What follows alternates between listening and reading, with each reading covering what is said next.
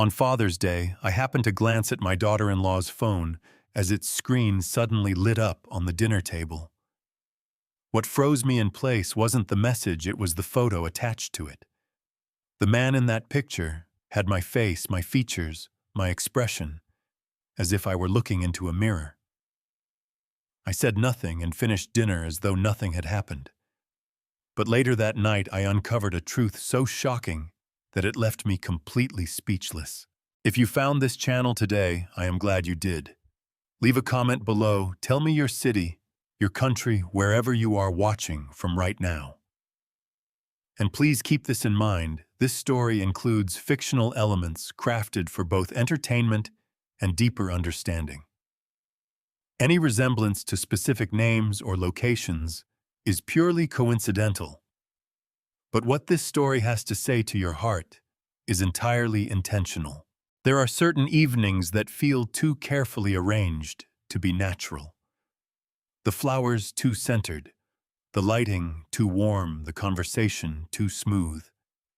And yet you lean into it anyway because you are 60 years old and you have learned that some illusions are worth protecting, at least for one night.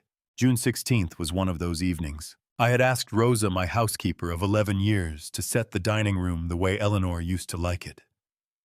White linen candles in the silver holders from Charleston, fresh peonies from the South Garden. She had done it perfectly. When I walked in at 6:30, my chest tightened in a way I had not expected. Eleanor had been gone 4 years, and her absence still arrived not like a blow, but like slow pressure building behind the eyes. I straightened my jacket and told myself this was a good evening. My son was coming for Father's Day, and that was enough. Elliot arrived at 7, slightly late as always. He was 35 with his mother's jaw and my stubborn way of squaring his shoulders when he was nervous. He kissed my cheek, handed me a Bordeaux far too expensive, and said, "You look rested for once, Dad." "First time in 6 months," I said. "Don't read into it." He laughed, and for a moment he was 20 again, asking why I always worked Saturdays. Celeste arrived 4 minutes after Elliot. She was 38, dark-haired, composed in the way that makes everyone around her sit straighter without knowing why. 6 years married to my son, and I had never once seen her flustered. She kissed me on both cheeks, set a small wrapped box on the side table, and said, "Happy Father's Day, Desmond." Her voice was warm, practiced perhaps, but warm. Rosa brought out butternut squash soup, ribbon of cream on top, the way Eleanor always requested it. Elliot talked about a Milwaukee boutique hotel his team had been negotiating for 3 months. Celeste listened with precise attention, asking the right questions at the right intervals. I watched them both and allowed myself something I rarely permitted, a cautious, measured contentment. Harlow Hotels had been my life's work. One lodge in Evanston in 1989, now $4.2 billion, 17 properties across the Midwest and Southeast. The flagship Harlow Grand on Michigan Avenue still made me stop on the sidewalk sometimes and feel something close to disbelief. I had transferred day-to-day authority to Elliot 8 months earlier. He was capable and honest, and watching him that evening reminded me of myself at 30. That thought that something would continue was the closest thing to peace I had found since Eleanor died. It was during dessert that Celeste's phone buzzed. She glanced down with the reflex of someone who monitors messages the way a pilot monitors gauges. Then something changed, not a gasp, not a dropped fork, just a stillness moving across her face like a shadow crossing water, there and gone in 3 seconds. Her fingers flipped the phone face down, but I had already seen it. The screen showed a photograph. In it was a face, my face. The same deep-set eyes, the same jaw, the same slight asymmetry at the left brow I had looked at in mirrors for 60 years. "Is everything all right?" I asked, keeping my voice exactly level. "Fine," she said, picking up her spoon. "Just a work message." The table moved on. Elliot said something about the pastry. Celeste laughed.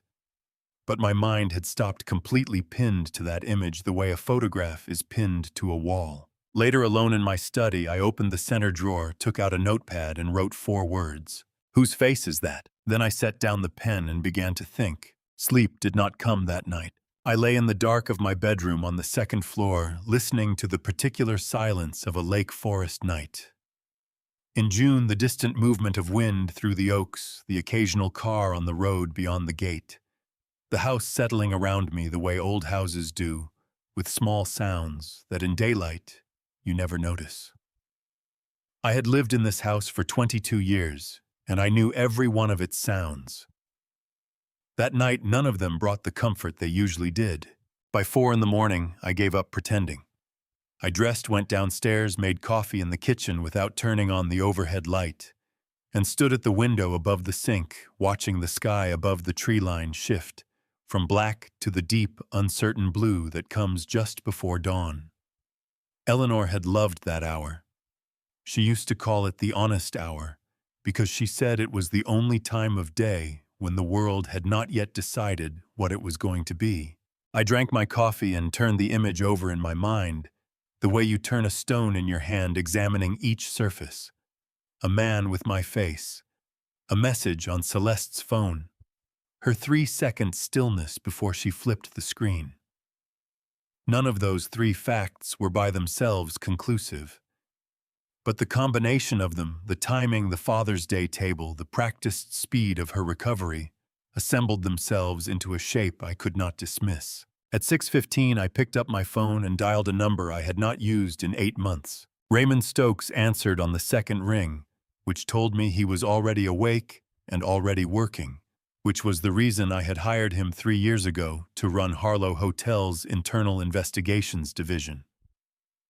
Raymond was 53, a former fraud examiner with the Illinois Department of Financial and Professional Regulation, built like a man who had once played linebacker and had since redirected that physicality into a career of relentless, methodical attention to detail. He did not waste time on pleasantries when I called before 7 in the morning. "Mr. Harlow," he said, "what do you need?" "I need you in my office at 9, I told him. "Not the Chicago office, the Lake Forest study, and I need you to come alone." There was a brief pause. "Should I bring a case file?" "Bring a blank one," I said. He arrived at 8:57. I told him everything: the Father's Day dinner, the phone screen, the photograph, the face that was mine but was not mine. I told him without editorializing, laying each fact in sequence the way I had learned to present difficult information in 40 years of boardrooms, plainly, precisely, without allowing emotion to interfere with clarity. Raymond listened without interrupting, his broad hands flat on his knees, his eyes fixed on the middle distance, the way trained investigators listen, absorbing not just the words, but the gaps between them. When I finished, he said, "You didn't ask her about the message." "No, because you didn't want her to know you had seen it." "Correct." He nodded slowly. "Smart. If she's involved in something, tipping her off destroys any investigative advantage we have." He pulled a small notebook from his jacket pocket. He still used paper notebooks, a habit he had maintained since his regulatory days. "I want to start with 3 things. Public records search on any male Harlow born in or around 1964. Full digital audit of Celeste's corporate access permissions over the last 12 months. And I want to talk to Owen Finley." Owen Finley was the head of Harlow Hotel's Cybersecurity and IT Infrastructure Division, a 41-year-old former network security analyst who had joined the company 5 years ago, after a decade with a private firm in Dallas. He was precise, quiet-spoken, and possessed of the kind of technical intelligence that expressed itself not in jargon, but in plain, exact language that non-technical people could actually follow. I trusted him because he had never once tried to make himself sound more indispensable than he was, which in my experience was the surest sign that someone genuinely was. I called Owen while Raymond was still sitting across from me. Owen picked up immediately.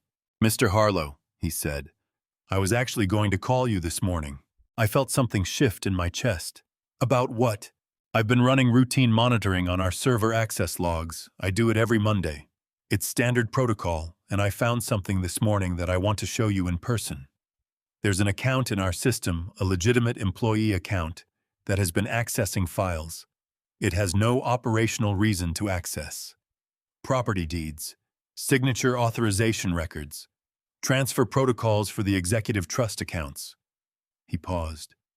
The access pattern goes back approximately 11 weeks. My grip on the phone tightened. 11 weeks. That would place the beginning of these unauthorized file accesses in late March, months before Father's Day, months before the photograph on Celeste's screen. Whatever was happening had not begun last night. It had been in motion, careful and quiet, long before I had any reason to suspect anything at all. "Come to Lake Forest," I said. "Come now."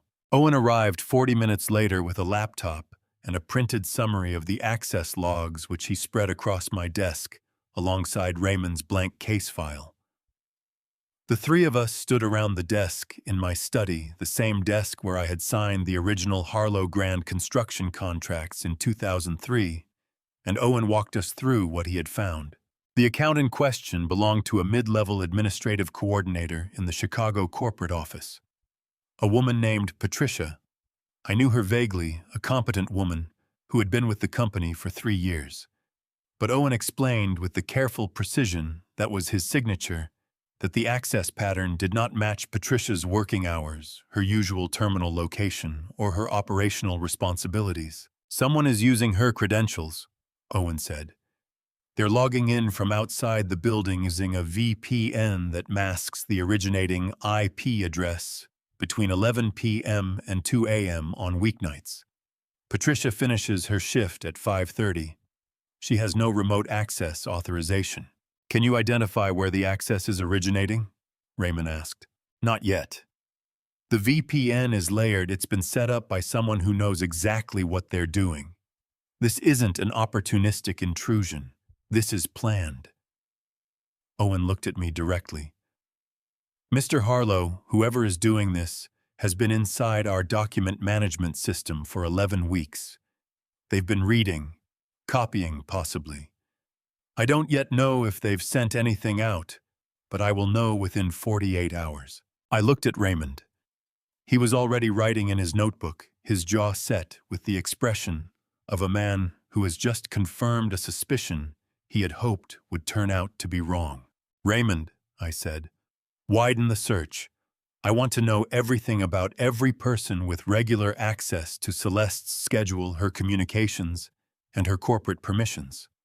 Everything. And I want it kept completely off the internal network. Nothing digital, nothing that can be intercepted." I tapped the printed logs on the desk.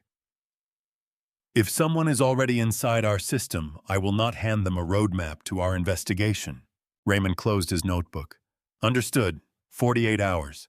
I walked them both to the front door. When I came back to the study, I stood at the window and looked out at the garden. The peonies Rosa had cut for last night's table were still in their vase on the sideboard, pink and full and perfectly arranged. Last night I had sat at that table and felt something close to contentment. This morning I understood that while I had been feeling it, something had already been moving through the walls of my company, like water through a crack, patient, invisible and growing. I picked up the notepad from my desk. Below the 4 words I had written the night before, I added 3 more. It started before I noticed. Owen Finley did not call this time. He drove. I heard his car on the gravel at 7:30 and met him at the kitchen door before he could knock. He had a printed log in one hand and a sealed USB drive in the other, and the expression on his face told me everything before he said a word. "They've been sending files." I poured him a glass of water and set it on the counter. He did not touch it. "How many files?" I asked. 14 confirmed transmissions over 11 weeks, Owen said. I could hear him typing as he spoke, his voice carrying the tight, controlled energy of someone who had not slept.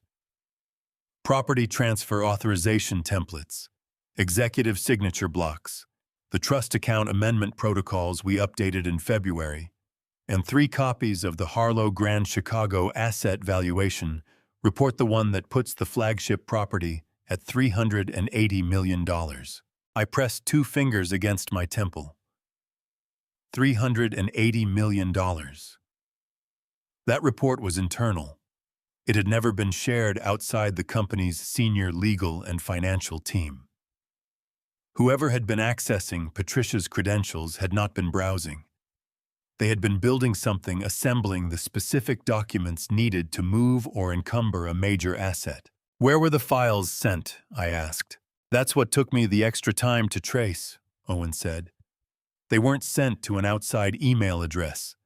They were uploaded to a private cloud storage account, the kind anyone can create anonymously with a prepaid card and a temporary email. But here's what matters: the upload signatures have a consistent timing pattern, and I was able to partially trace the originating signal before it hit the VPN layer." He paused. "It's coming from inside the Chicago metro area, somewhere on the north side of Chicago." I thought of Celeste. She and Elliot kept an apartment in Lincoln Park, 12 blocks from the lake. "Owen," I said carefully, "I need you to compile everything, every access log, every transmission record, every IP fragment you can recover, and I need it stored on an encrypted external drive that never touches our company network. Print hard copies of everything critical. Nothing stays only in digital form." "Already done," he said. "I started physical backup the moment I confirmed the outbound transmissions. I've also locked Patricia's credentials remotely. She can't log in this morning, and whoever was using her account can't either. I told Patricia it was a routine security reset. She accepted it without question." I exhaled slowly. Owen had moved exactly as I would have wanted him to move without waiting to be told. That kind of judgment was worth more than any technical skill on its own. "Good. Say nothing to anyone else on the IT team yet. I need 48 more hours before this becomes a wider conversation." "Understood. But Mr. Harlow, there's one more thing." His typing stopped. I cross-referenced the access timestamps with our building entry logs for the Chicago office. On 4 of the 11 nights when the remote access occurred, there was also a legitimate after-hours badge scan at the office. Someone physically in the building in addition to the remote session. My hand tightened on the phone. The same person, different badge, different floor. But the timing overlaps on all 4 nights within the same 2-hour window. He hesitated. "The badge belongs to someone with executive-level access." I didn't want to say the name over the phone. "Send it to the encrypted drive," I said. "Raymond Stokes will collect it this afternoon." I ended the call and sat with the phone in my lap, watching Chicago materialize through the window, the lakefront, the gray geometry of the skyline, the morning traffic thickening on Lakeshore Drive. I had driven this route hundreds of times. Today, the familiar view felt like a stage set, the kind that looks solid until you step behind it and find there is nothing there at all. Raymond was waiting for me in my private office on the 34th floor of the Harlow Grand when I arrived. He had spent the previous 2 days doing what I had asked: a methodical sweep of public records, professional histories, and access permissions.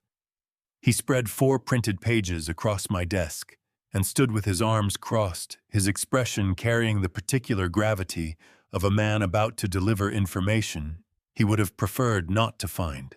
"The public records search on male Harlows born in or around 1964 came back with one result outside your immediate family," he said, pointing to the top page.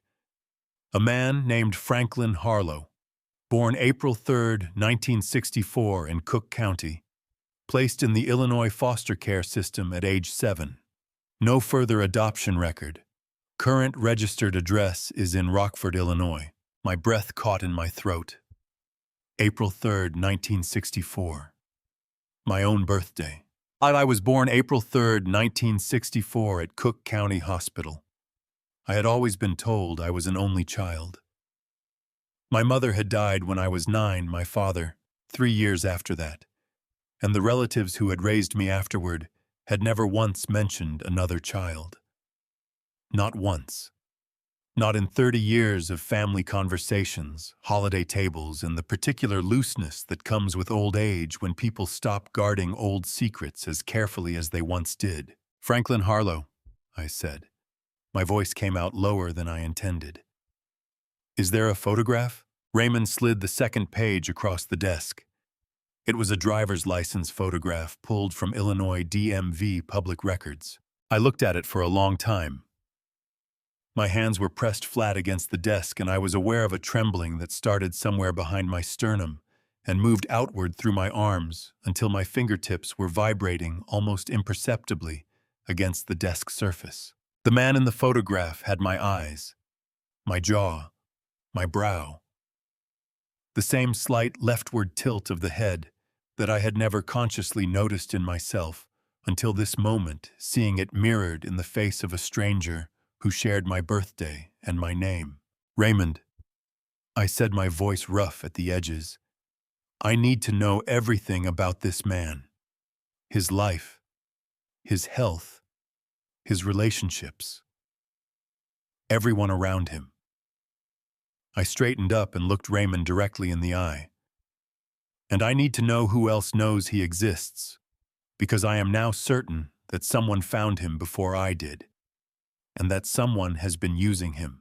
Raymond picked up the pages and squared them against the desk with both hands. I'll have a full profile by tomorrow morning. He moved toward the door, then stopped. Mr. Harlow, the badge Owen found the executive-level access on those 4 nights. When you find out whose it is, I want you to be prepared. Because if I'm reading this correctly, the threat isn't coming from outside your company. He left.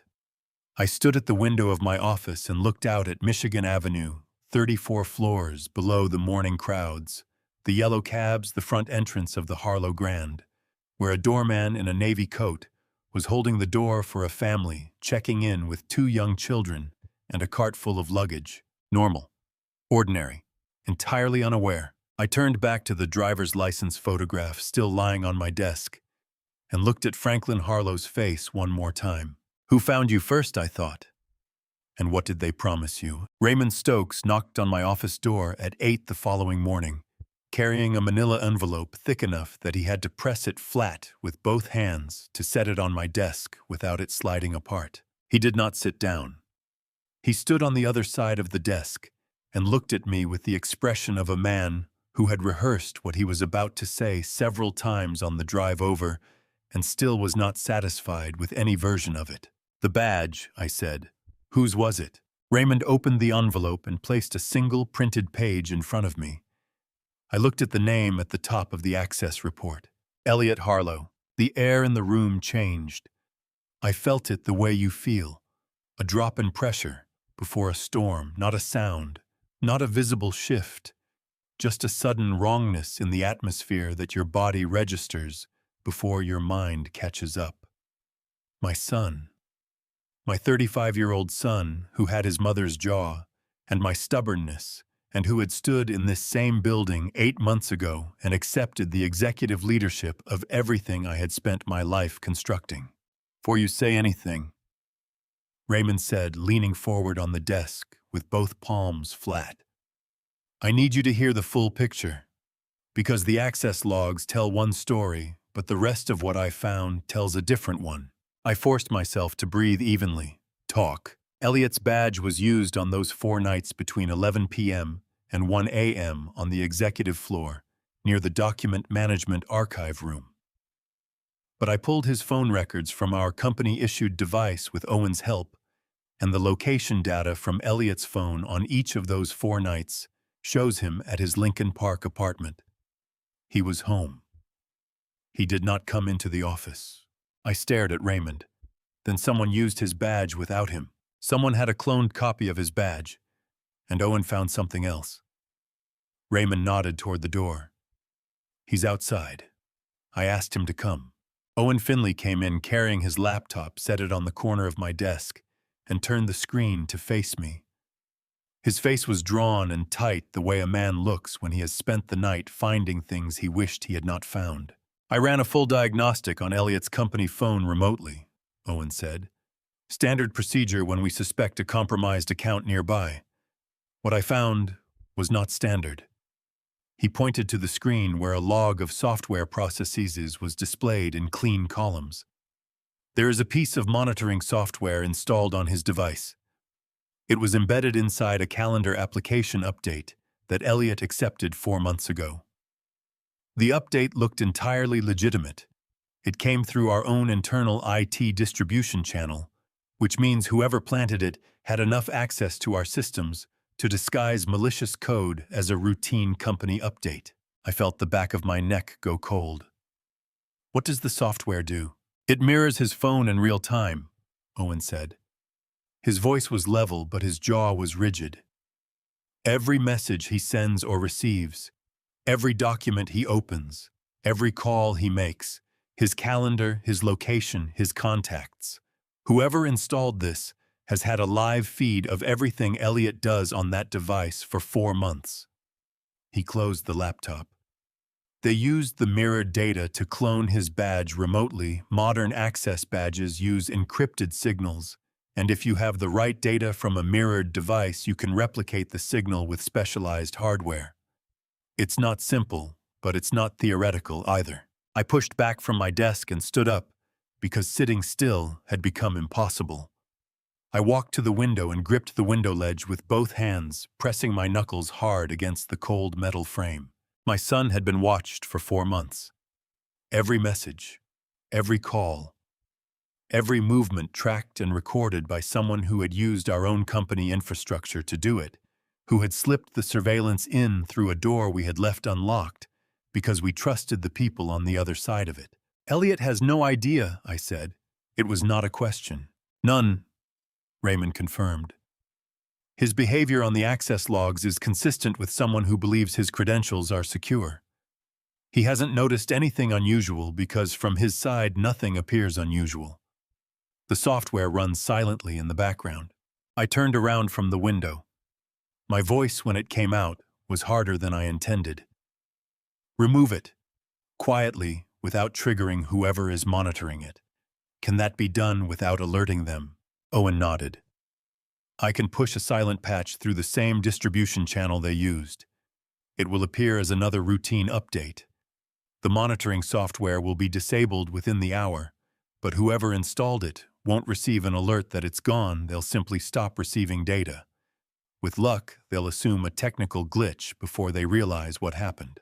Do it now, I said. Owen opened his laptop again and began working immediately, his fingers moving across the keyboard with the unhurried precision of someone who had done this kind of work under pressure before. I looked at Raymond.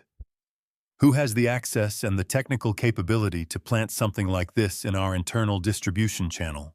Raymond met my eyes steadily.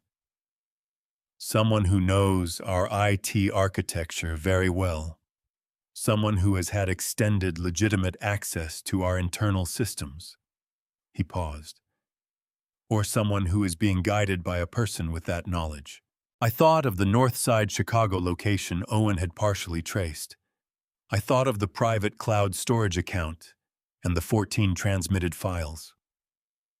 I thought of Celeste sitting at my father's day table flipping her phone face down with 3 seconds of practiced calm. And I thought of someone else, someone Owen had not yet identified, someone technical enough to build this kind of architecture from the outside. A person who knew our systems not as an employee, but as an expert, brought in specifically for this purpose.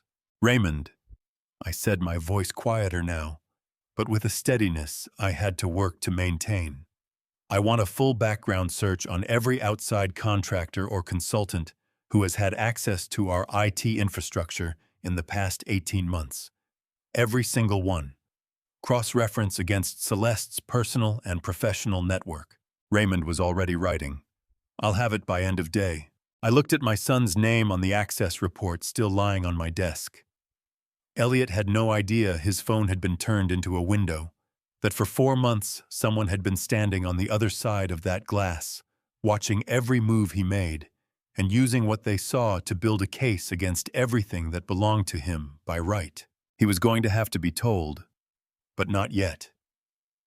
Not until I understood the full shape of what I was dealing with.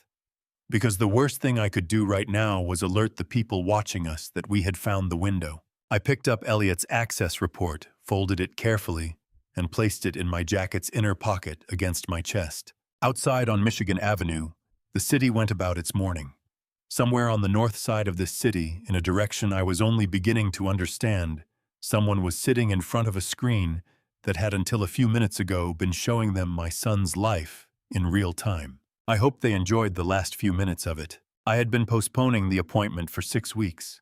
The chest tightness had started in early May, not dramatic, not the crushing pressure that medical television programs always depicted, but something subtler and more unsettling. A heaviness behind my sternum that arrived without warning lasted 30 seconds and then dissolved as though it had never been there at all. I had told myself it was stress. I had told myself it was the dry air in the office. I had told myself a great many things the way men of 60 who have spent 4 decades believing their bodies are instruments rather than organisms tend to tell themselves things that allow them to keep working. My physician, Dr. Samuel Okafor, a cardiologist at Northwestern Memorial Hospital, whom I had been seeing annually for 11 years, had called me twice in May to follow up on blood work from my spring physical. I had returned neither call. I returned the third one on the morning of June 20th because I had woken at 3 in the morning with my heart hammering against my ribs in a rhythm that felt fundamentally wrong. And I had lain in the dark for 40 minutes waiting for it to correct itself. And when it finally did, I understood with sudden cold clarity that I had been running out of time to be stubborn about this. Dr. Okafor was 61 Nigerian American, a compact and precise man, with reading glasses he wore pushed up on his forehead when he was not actively using them, and lowered onto his nose when he was about to say something he needed you to take seriously. He had them on his nose when I walked into his office at Northwestern Memorial that afternoon. "Desmond," he said, standing to shake my hand with both of his, a gesture he reserved for conversations he considered significant. "Sit down, please." I sat. He sat across from me, not behind his desk, but in the chair beside it, which I recognized as his way of removing the clinical distance from a difficult conversation. "The blood work and the echocardiogram I ordered last month," he began, "combined with what you've described this morning, the nocturnal arrhythmia, the recurring chest pressure. I want to be direct with you because I know you prefer it that way." He folded his hands in his lap. "You have a significant narrowing in 2 of your coronary arteries, the left anterior descending and the circumflex. The left anterior descending is the more serious concern. We're looking at roughly 70% blockage." The number sat in the air between us. 70%. "What does that mean in practical terms?" I asked. My voice was steady. I was proud of that, distantly. "It means your heart is working considerably harder than it should to maintain normal function," Dr. Okafor said. "The episodes you've been experiencing are your body's way of signaling that the system is under strain it cannot sustain indefinitely. Without intervention, the risk of a major cardiac event, a heart attack, increases significantly over the next 6 to 12 months. He leaned forward slightly. "Desmond, you need surgery. A bypass procedure. It is not optional, and it is not something we should delay beyond the next few months." I looked at the window across from his desk. Northwestern Memorial sat on the edge of Streeterville, and from where I was sitting, I could see a narrow strip of Lake Michigan between the buildings, gray-green in the June afternoon light, absolutely indifferent to anything happening in this room. "If I delay the surgery," I said, "what is my functional capacity in the interim?"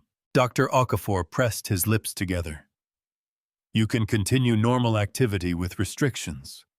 No extreme physical exertion.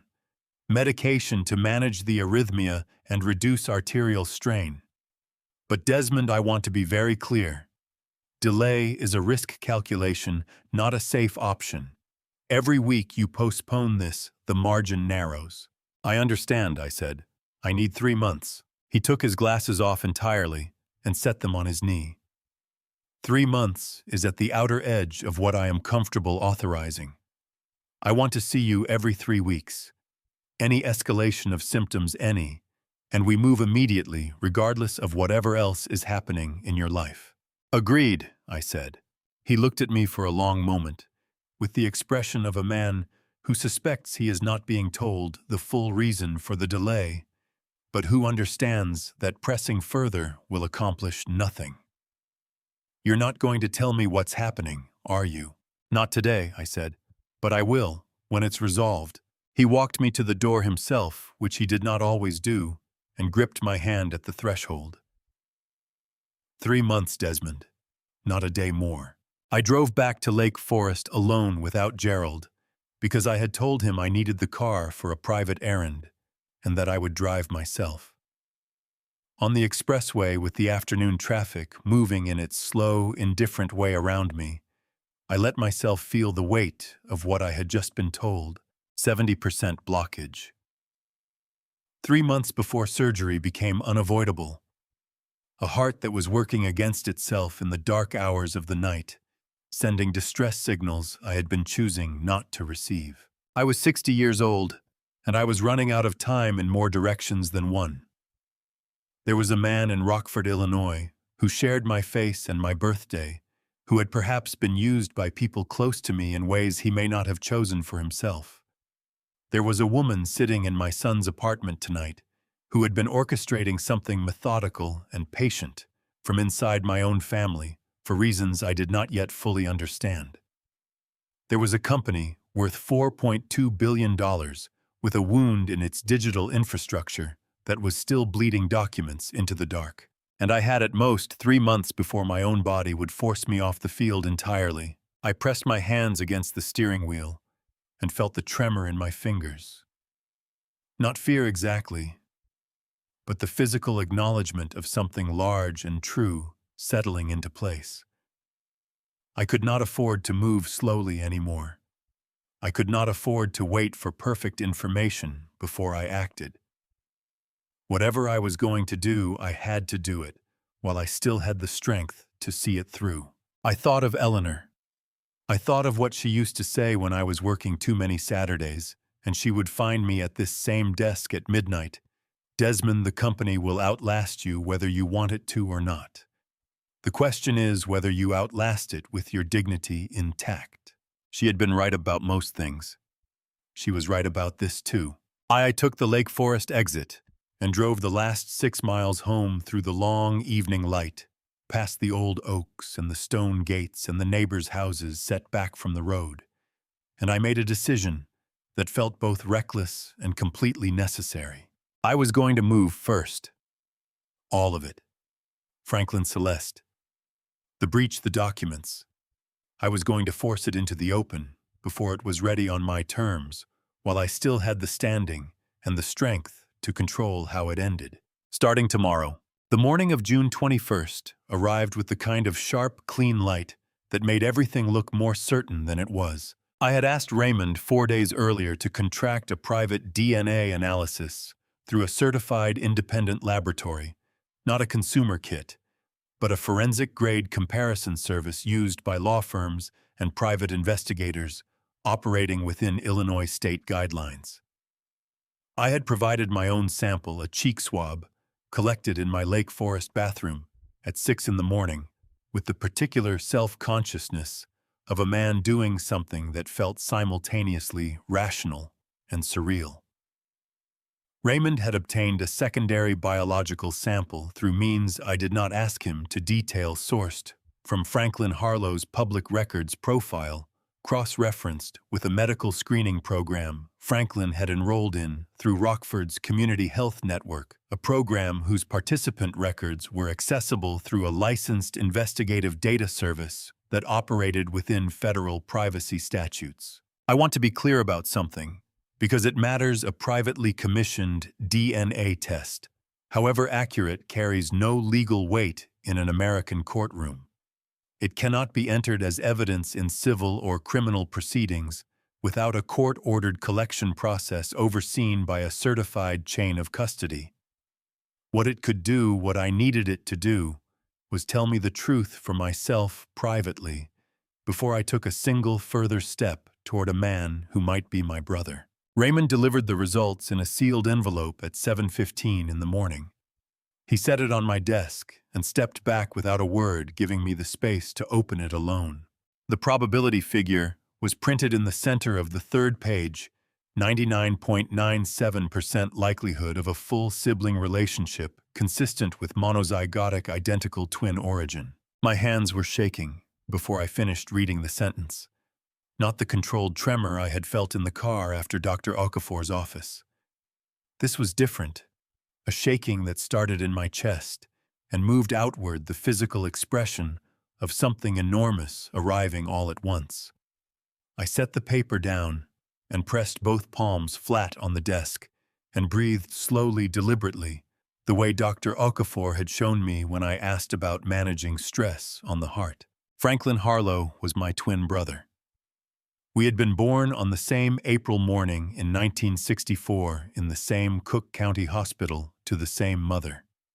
And somewhere between that morning and the one where I grew up in a Evanston household, believing I was an only child, he had been taken from that family and placed into the foster care system.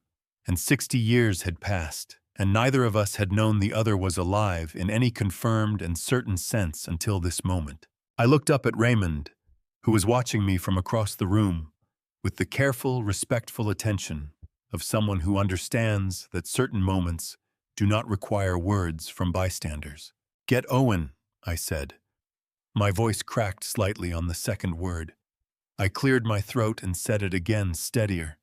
"Get Owen in here. I want the full technical report today." Owen arrived within 20 minutes. He sat up at the corner of my desk and pulled up the layered IP analysis he had been constructing since the night of his initial discovery. The VPN masking, he explained, had been sophisticated enough to defeat standard tracing tools, but it had a flaw. Every VPN network, regardless of how well configured, leaves what cybersecurity professionals call metadata shadows, patterns of connection, timing, data, packet sizing, and routing. Preferences that, when analyzed across multiple sessions, can narrow the geographic and sometimes the infrastructural origin of a signal. After 40 hours of cross-session analysis, Owen said, turning the laptop screen toward me, I was able to identify a consistent routing pattern that points to a residential broadband connection in the Wicker Park neighborhood on Chicago's northwest side. He pulled up a second window. I then cross-referenced that signal profile against contractor access records from the 18-month audit Raymond ran. One name came up. He turned the screen fully toward me. Waverly Mitchell, age 32, independent cybersecurity consultant, contracted by Harlow Hotels 14 months ago for a 3-month infrastructure security assessment, a project that had given her legitimate documented access to our entire IT architecture, our server configuration, our employee credential management system, and our internal software distribution channel, the same distribution channel through which Elliot's phone had been infected 4 months ago. She built the back door during her contract period, Owen said. She would have had everything she needed: system maps, access, hierarchies, distribution protocols. When her contract ended, she left quietly, but she left a door open behind her. He pointed to a line in the access log. This is the backdoor entry point. It's written to look like a legacy maintenance pathway, the kind of dormant code that accumulates in large systems over years. Anyone doing a routine audit would see it and assume it had always been there. I felt a cold, focused anger settle into place behind my sternum, not hot, not impulsive, but the precise and directed kind that comes when you understand exactly what has been done to you and exactly who did it. Who hired Waverly Mitchell? I asked, though I already suspected the answer. Raymond answered without hesitation. The contract request originated from the Executive Administrative Office, authorized under Elliot's credentials. He let that sit for exactly 1 second.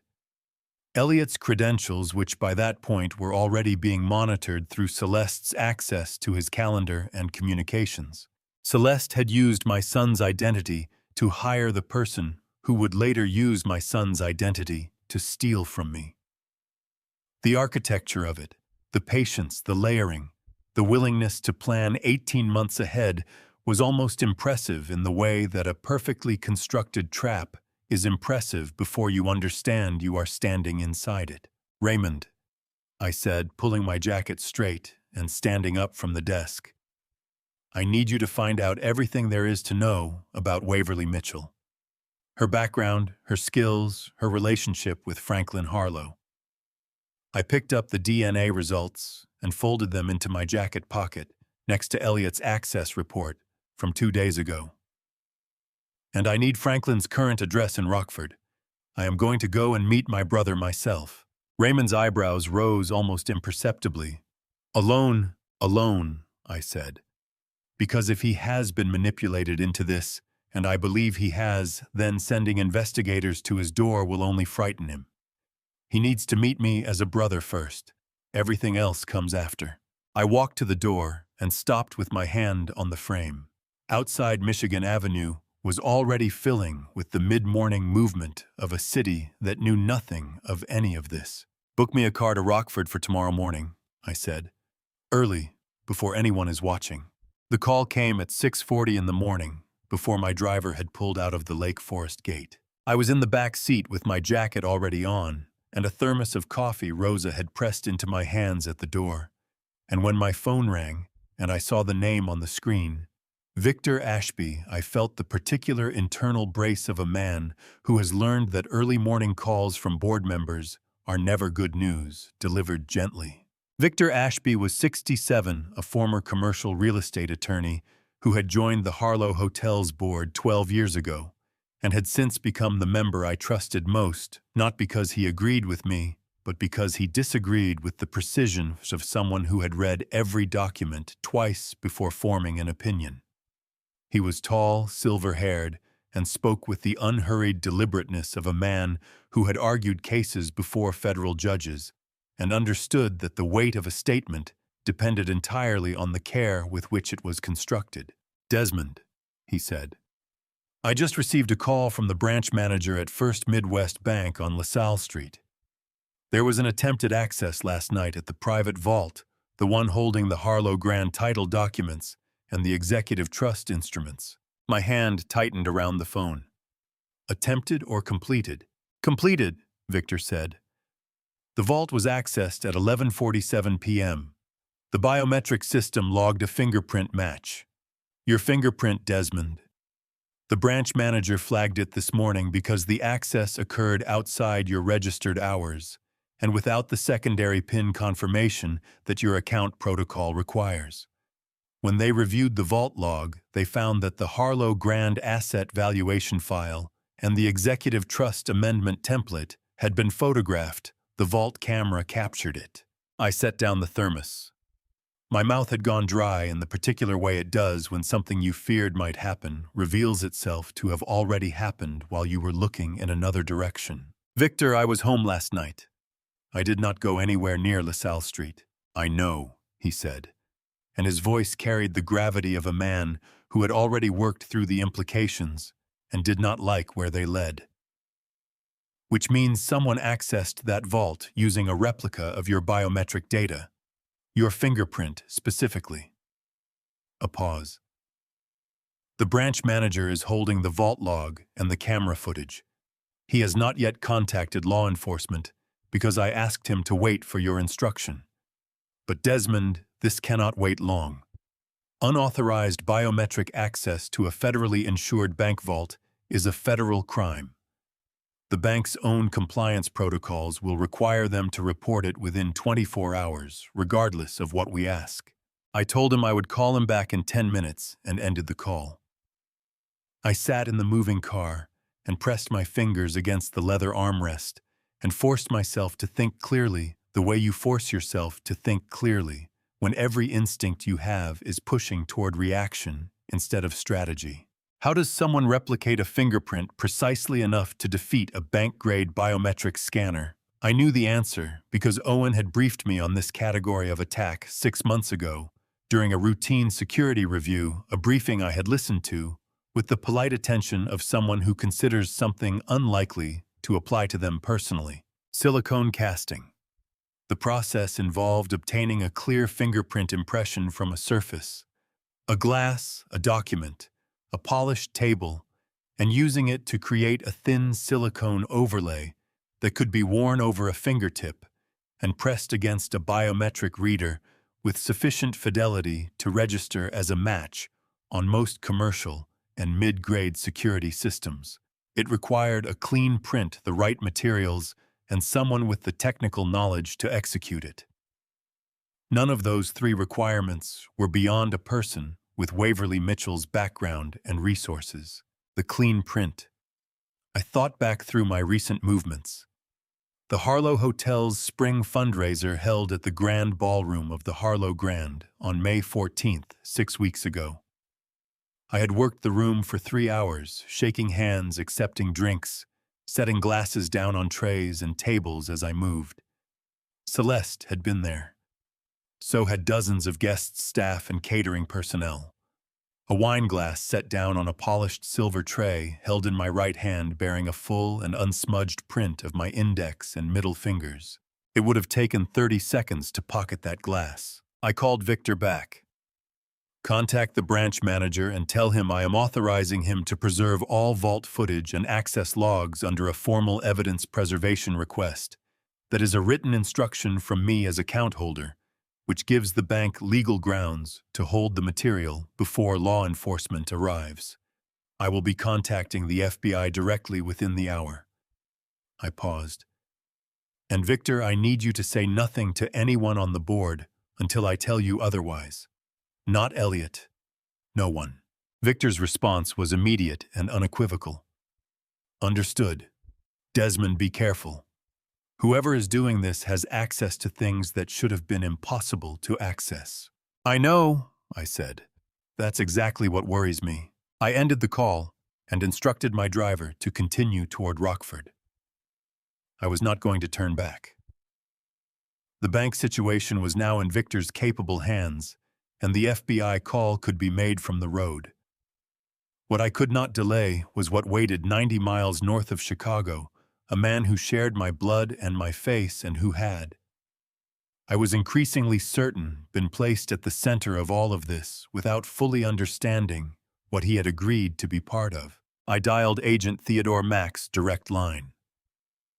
Mack was the FBI special agent Raymond had established contact with 2 days earlier through a formal referral from Harriet Bloom, our senior legal counsel, who had spent 20 years building relationships with federal law enforcement in the Northern District of Illinois.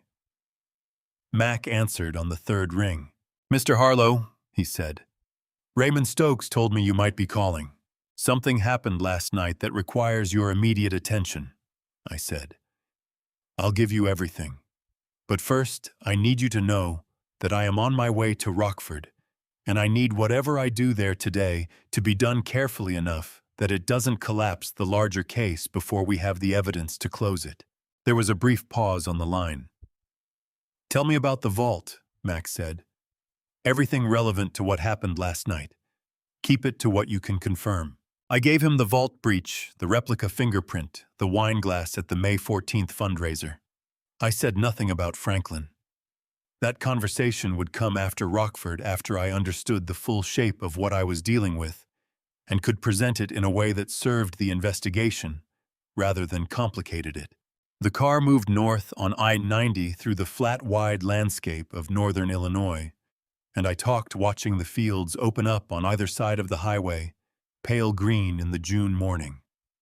Ordinary and vast, and entirely indifferent to the fact that 60 years of a man's hidden history were about to meet him face to face in a city he had driven past 100 times without ever stopping.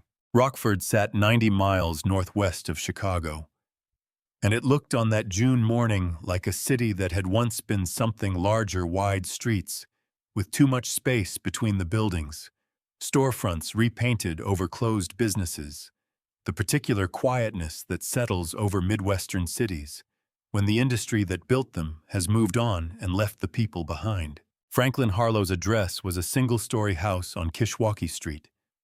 Pale yellow clapboard, a concrete front step, and a small garden along the left side where someone had planted tomatoes and was tending them with obvious care, the stakes straight.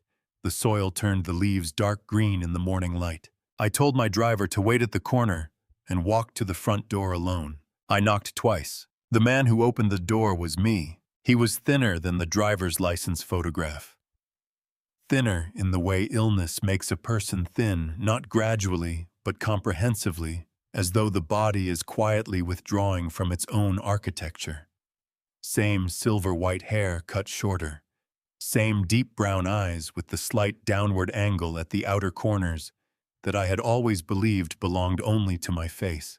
He looked at me and the color left him entirely. His hand gripped the doorframe until his knuckles went white. "My God," he whispered, his voice rougher than mine, worn at the edges by months of illness he had clearly not admitted to anyone. "My God, you actually came. My name is Desmond Harlow." I said, my own voice less steady than I wanted.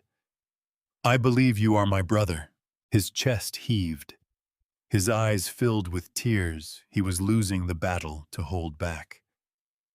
He stepped away from the door and held it open with a shaking hand.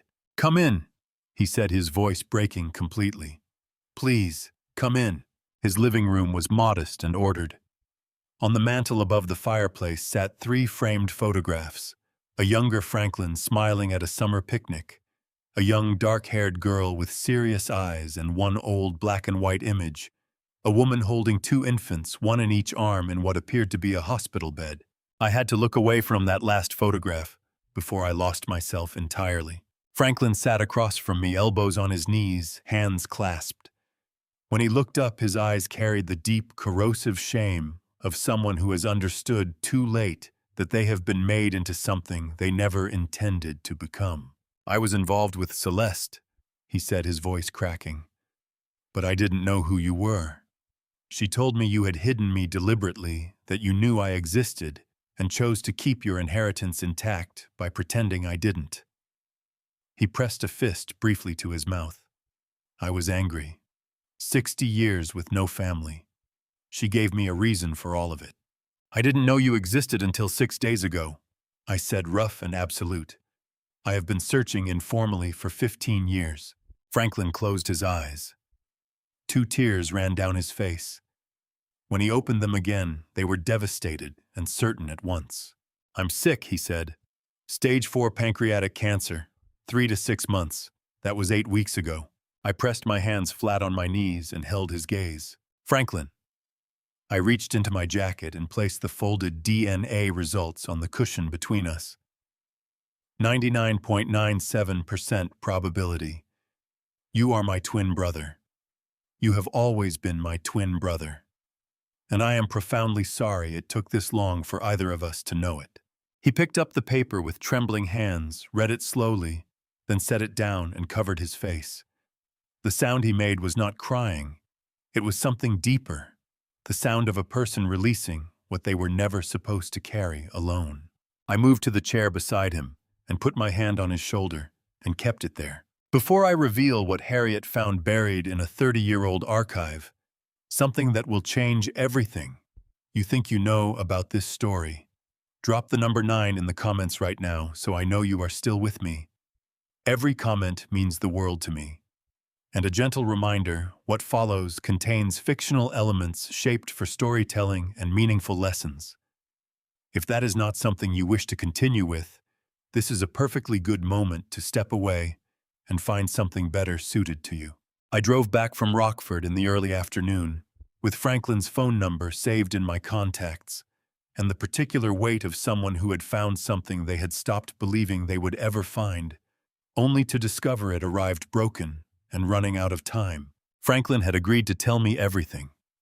We had sat in his living room for 2 hours, and he had laid out the full sequence of how Celeste had approached him through a private message on a genealogy website 8 months ago, presenting herself as a legal advocate for adults who had been separated from their biological family through improper foster placements. She had been careful and patient in her approach, building trust over 3 months of correspondence, before introducing the narrative that Desmond Harlow had known of Franklin's existence and had chosen deliberately to suppress it for financial reasons. Well, Franklin had believed her. Of course he had. He was a 60-year-old man with terminal cancer and no family, and someone had handed him both a villain and a grievance at the moment when he had the least resistance to either. Harriet Bloom was waiting for me when I arrived at her office on the 17th floor of a building on Wacker Drive that smelled of old wood paneling and the particular institutional permanence of a firm that had been operating in the same location for 40 years. Harriet was 63, a compact and formidable, precise woman who had served as Harlow Hotel's senior legal counsel for 2 decades. She had silver hair cut short and practical, and she wore reading glasses on a chain around her neck that she raised to her eyes with the deliberate gesture of someone who understood that the act of reading carefully was itself a form of authority. She had called me that morning while I was still in Rockford, her voice carrying the controlled urgency of someone who had found something significant and was disciplining herself not to lead with the conclusion before she had laid out the evidence. "Sit down, Desmond," she said now, gesturing to the chair across her desk. "I found something in the archive that you need to see, and I want to walk you through it in sequence, because the sequence is what makes it damning." She opened a manila folder and placed a photocopy on the desk between us. It was a letter handwritten on personal stationery, dated September 14th, 1993. My handwriting. I recognized it immediately, the particular forward lean of my cursive that I had never quite lost, even as my handwriting degraded over decades of keyboard use. I picked it up and read it. It was a letter I had written to the Illinois Department of Children and Family Services 31 years ago, requesting any records pertaining to a sibling, specifically any child born on April 3, 1964, at Cook County Hospital under the Harlow surname, who may have entered the foster care system before 1967. I had written it after my father died in 1992, and I had found among his personal papers a single line in an old insurance document that referenced 2 children in a way that had never been explained to me. I had written the letter carefully. I had sent it to the correct address, and I had never received a reply. "I never knew this letter existed," I said. "I sent it and heard nothing. I assumed the record didn't exist." "The record existed," Harriet said, her voice level and precise. "I found the original DCFS response in our company's historical correspondence archive, misfiled under a property acquisition folder from 1993, which is why it was never found in any previous record search." She placed a second document beside the first. "The DCFS replied within 6 weeks of receiving your letter. Their response confirmed that a male child under the Harlow birth record placed in foster care in 1967 under the name Franklin had been located in their system. They provided a caseworker contact and an address for further inquiry." I stared at the second document. 6 weeks. They had replied within 6 weeks. Franklin had been findable in 1993. He had been in their system documented with a contact and an address, and I had never known because I had never received this response. "How did it end up misfiled in a property acquisition folder?" I asked, though my voice had already hardened around the answer I suspected. Harriet raised her reading glasses to her eyes and turned to a third document, a staff roster from the Harlow Hotel's administrative office dated 1993. She pointed to a name midway down the page, Celeste Drummond, office trainee September through December 1993. The air left my lungs in a long, slow exhale that I could not entirely control. I gripped the edge of Harriet's conference table until my knuckles ached. I had been doing that a great deal lately, pressing my hands flat on surfaces as though I needed the physical confirmation that something solid still existed beneath me. Celeste had been a 27-year-old administrative trainee in my company's office in the autumn of 1993. She had been responsible in that role for sorting and routing incoming correspondence. The DCFS response to my letter had arrived during her tenure, and instead of routing it to my desk, she had placed it in the wrong folder, deliberately carefully, in a location obscure enough that it would not be found for decades. She was 27 years old, I said. My voice came out low and rough. She wasn't even married to Elliot yet. They didn't meet until 2012. No, Harriet confirmed. She wasn't. Which means that whatever she was planning it independently 15 years before she ever became part of this family. She took her glasses off and looked at me directly. Desmond deliberately intercepting or misfiling correspondence with the intent to prevent its delivery constitutes mail obstruction under federal law, specifically 18 United States Code Section 1702. A standalone mail obstruction charge under federal law would normally carry a 5-year limitations period, meaning the 1993 Act itself could not be prosecuted in isolation today. But a federal prosecutor would not charge it that way. They would bring it as a predicate act within a conspiracy charge under 18 U.S.C. Section 371. Conspiracy charges run from the last overt act of the conspiracy, and Celeste's conduct in 2024 is that last overt act. That single fact brings everything she did in 1993 back within legal reach. I sat back in the chair and looked at the 3 documents laid out on Harriet's desk. A letter I had written 31 years ago, a response I had never received, a name on a staff roster that connected everything the beginning and the end of a plan so long in its construction that it had survived a decade and a half of waiting before the person who built it had positioned herself close enough to complete it. How did she know? I said more to myself than to Harriet. In 1993, she was a 27-year-old trainee. How did she already know that this letter mattered? Harriet folded her hands on the desk. That, she said quietly, is the question that worries me most. Because it suggests that someone told her. Someone who knew your family history well enough to recognize what that DCFS letter represented, and to understand that keeping Franklin hidden was worth the investment of a very long game. I looked at the photocopy of my own handwriting from 1993.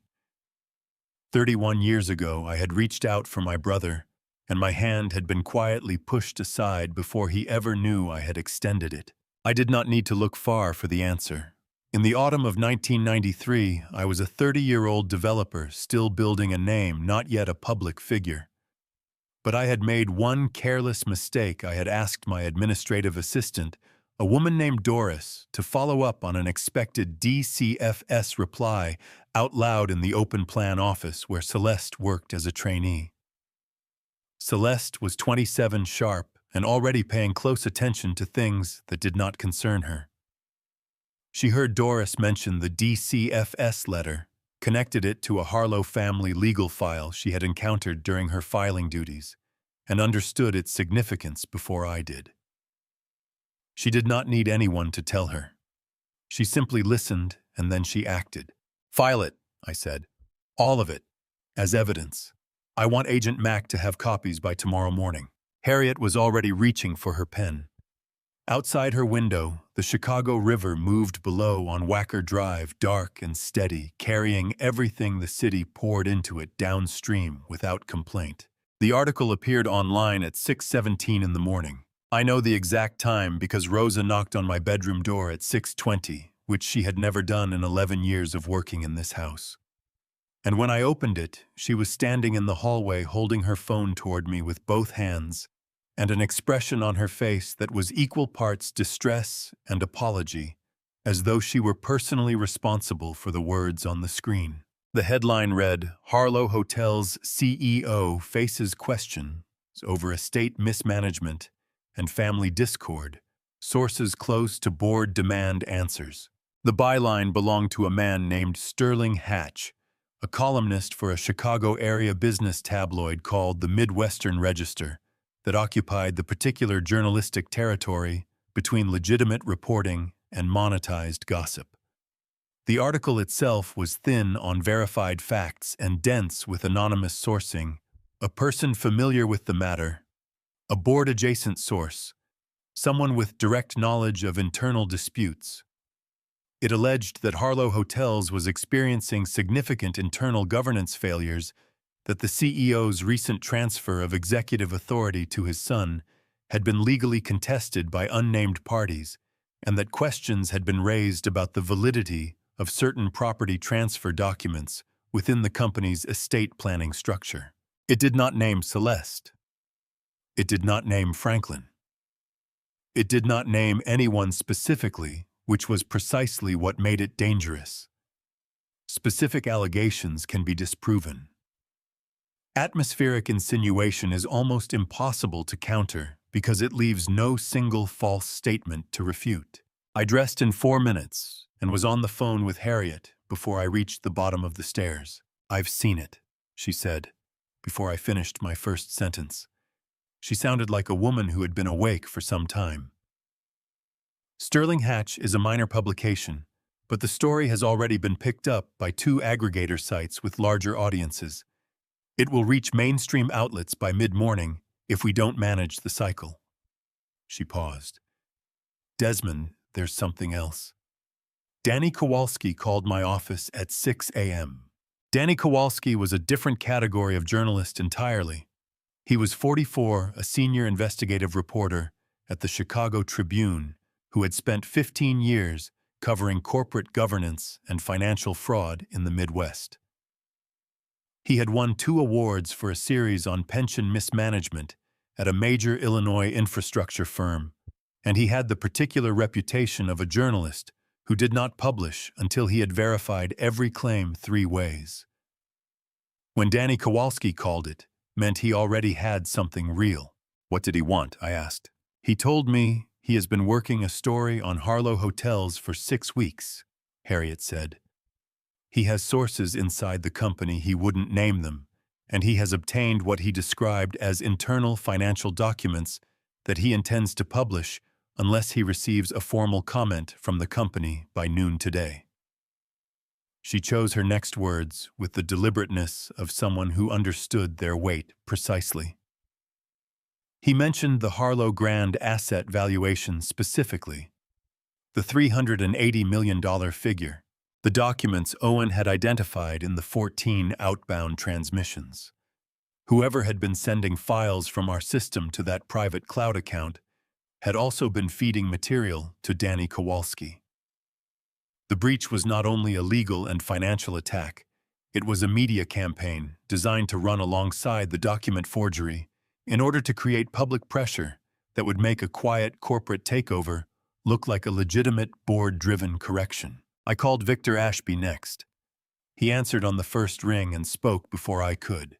"I've been fielding calls since 6:30, he said, and I could hear in his voice the tightly contained frustration of a man who values order and has just watched it come apart in public.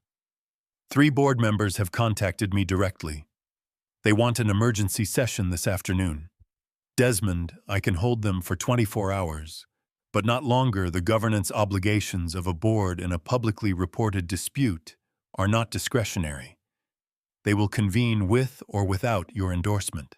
"Convene the meeting," I said. 4 p.m., the Harlow Grand boardroom. "I will be there, and I will have enough information to address every concern they have." "And Kowalski?" Victor asked. "Harriet will call him at 11 and give him a formal no comment. We do not engage with his material until we control what he publishes." I stopped at the foot of the stairs and pressed 2 fingers to the bridge of my nose, gathering the exact shape of the morning's problem before speaking further.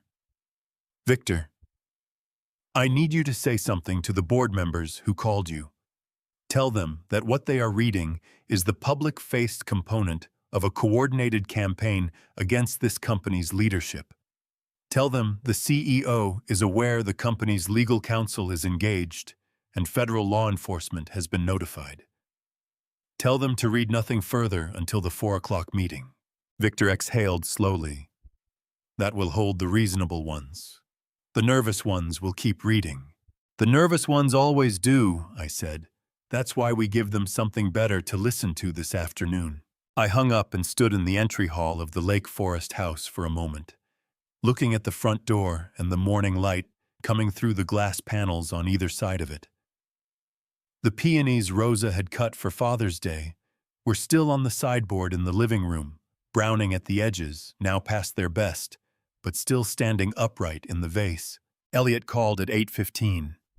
His voice was tight and controlled in the way that his voice got when he was frightened and was working very hard not to let it show.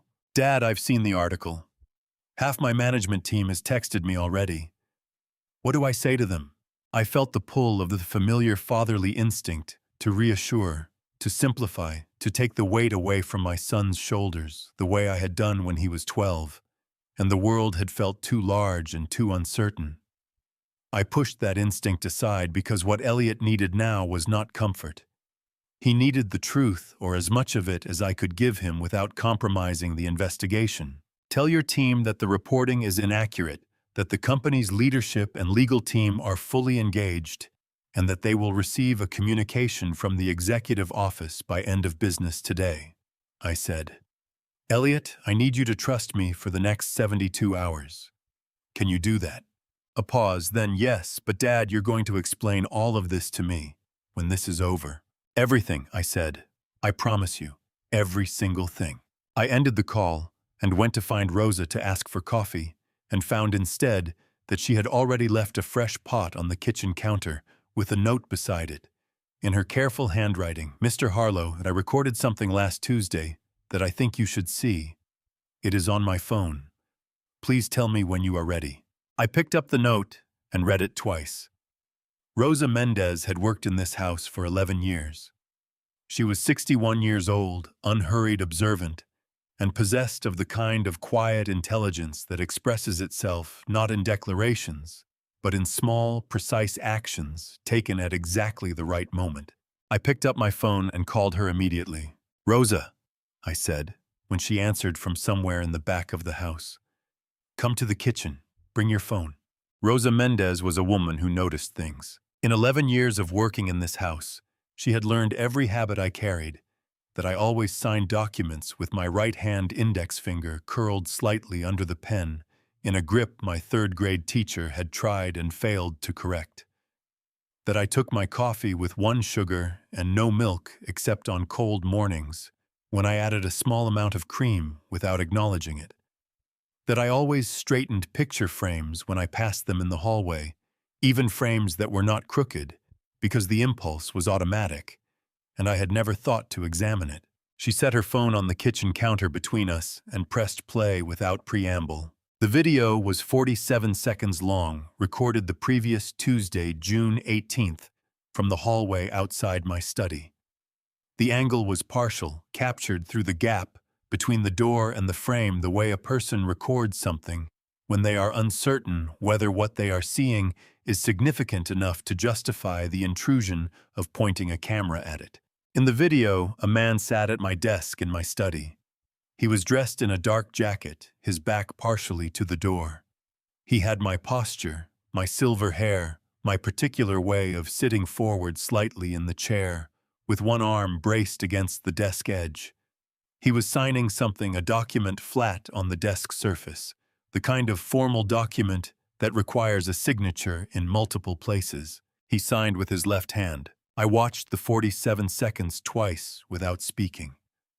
I turned to the window and stood with my back to the room staring at the garden until the image on Rosa's phone stopped replaying itself behind my eyes. Rosa, I said, keeping my voice carefully even.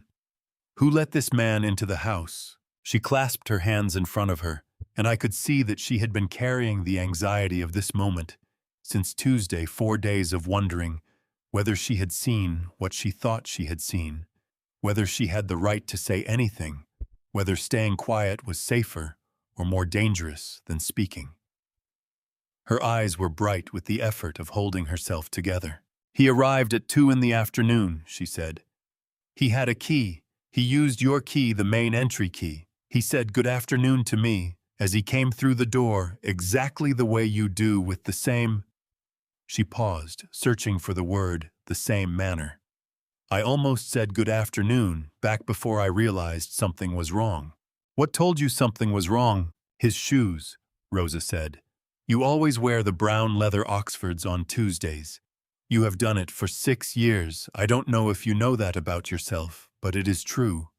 He was wearing black shoes, and when he walked past me down the hallway, he touched the wall with his left hand to round the corner. She straightened slightly. "You always use your right."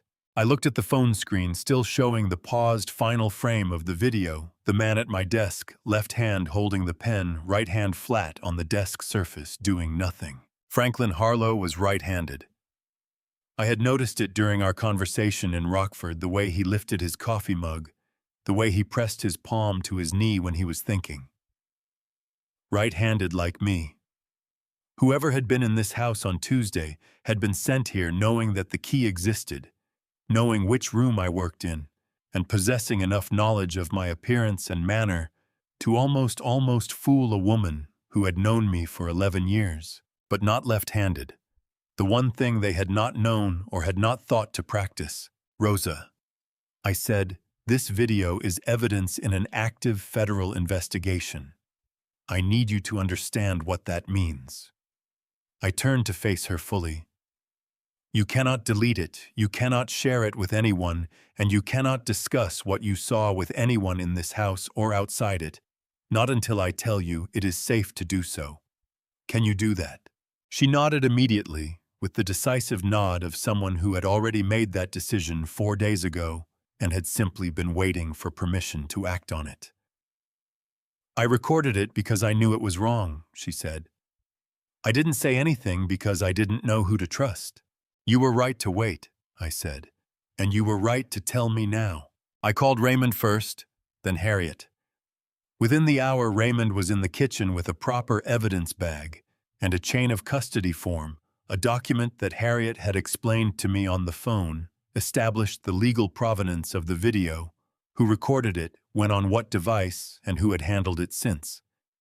In American courts, physical and digital evidence is only admissible if its handling can be fully documented, from the moment of capture to the moment it is presented in court. A gap in that chain, an unrecorded transfer, an undocumented viewing, can render even compelling evidence inadmissible. Rosa signed the form in her careful handwriting, her hand steady, her expression composed and certain. Raymond watched the video on Rosa's phone, his jaw tight, his eyes moving through the 47 seconds with the focused attention of someone cataloging every detail simultaneously. When it ended, he looked up. "Left hand," he said. "Left hand," I confirmed. "And the key. Someone made a copy of your house key." He looked around the kitchen with a new attention, as though the room itself had shifted in its reliability. "When was the last time you changed the locks?" I had no immediate answer to that which told both of us something we did not enjoy knowing. "Change them today," Raymond said. "All exterior locks. New keys, new codes on the alarm system, distributed only to you and Rosa." He looked at Rosa directly. "Ms. Mendez, in the next 72 hours, if anyone comes to this door, anyone regardless of who they appear to be, you call Mr. Harlow before you open it. Not after. Before." Rosa looked at him with the expression of a woman who had just been given a task she understood completely and intended to execute without deviation. "Yes," she said simply. After Raymond left with the phone, Rosa would collect it in 24 hours. Once a forensic copy had been made, I sat at the kitchen table with my second cup of coffee and thought about what the video meant beyond its evidentiary value. Someone had been in my house, in my study, at my desk, using a key that had been copied, signing documents with the wrong hand, wearing the wrong shoes, and almost succeeding at being me in the space where I was most entirely myself. And Franklin, my brother, who shared every feature of my face and every line of my posture, had not done this. Someone else had. Someone who had studied me carefully enough to replicate my manner, but not carefully enough to replicate my dominant hand. Someone who knew about the key, about the study, about the documents that needed signing. Someone operating from the inside. I finished my coffee and went to the window above the sink.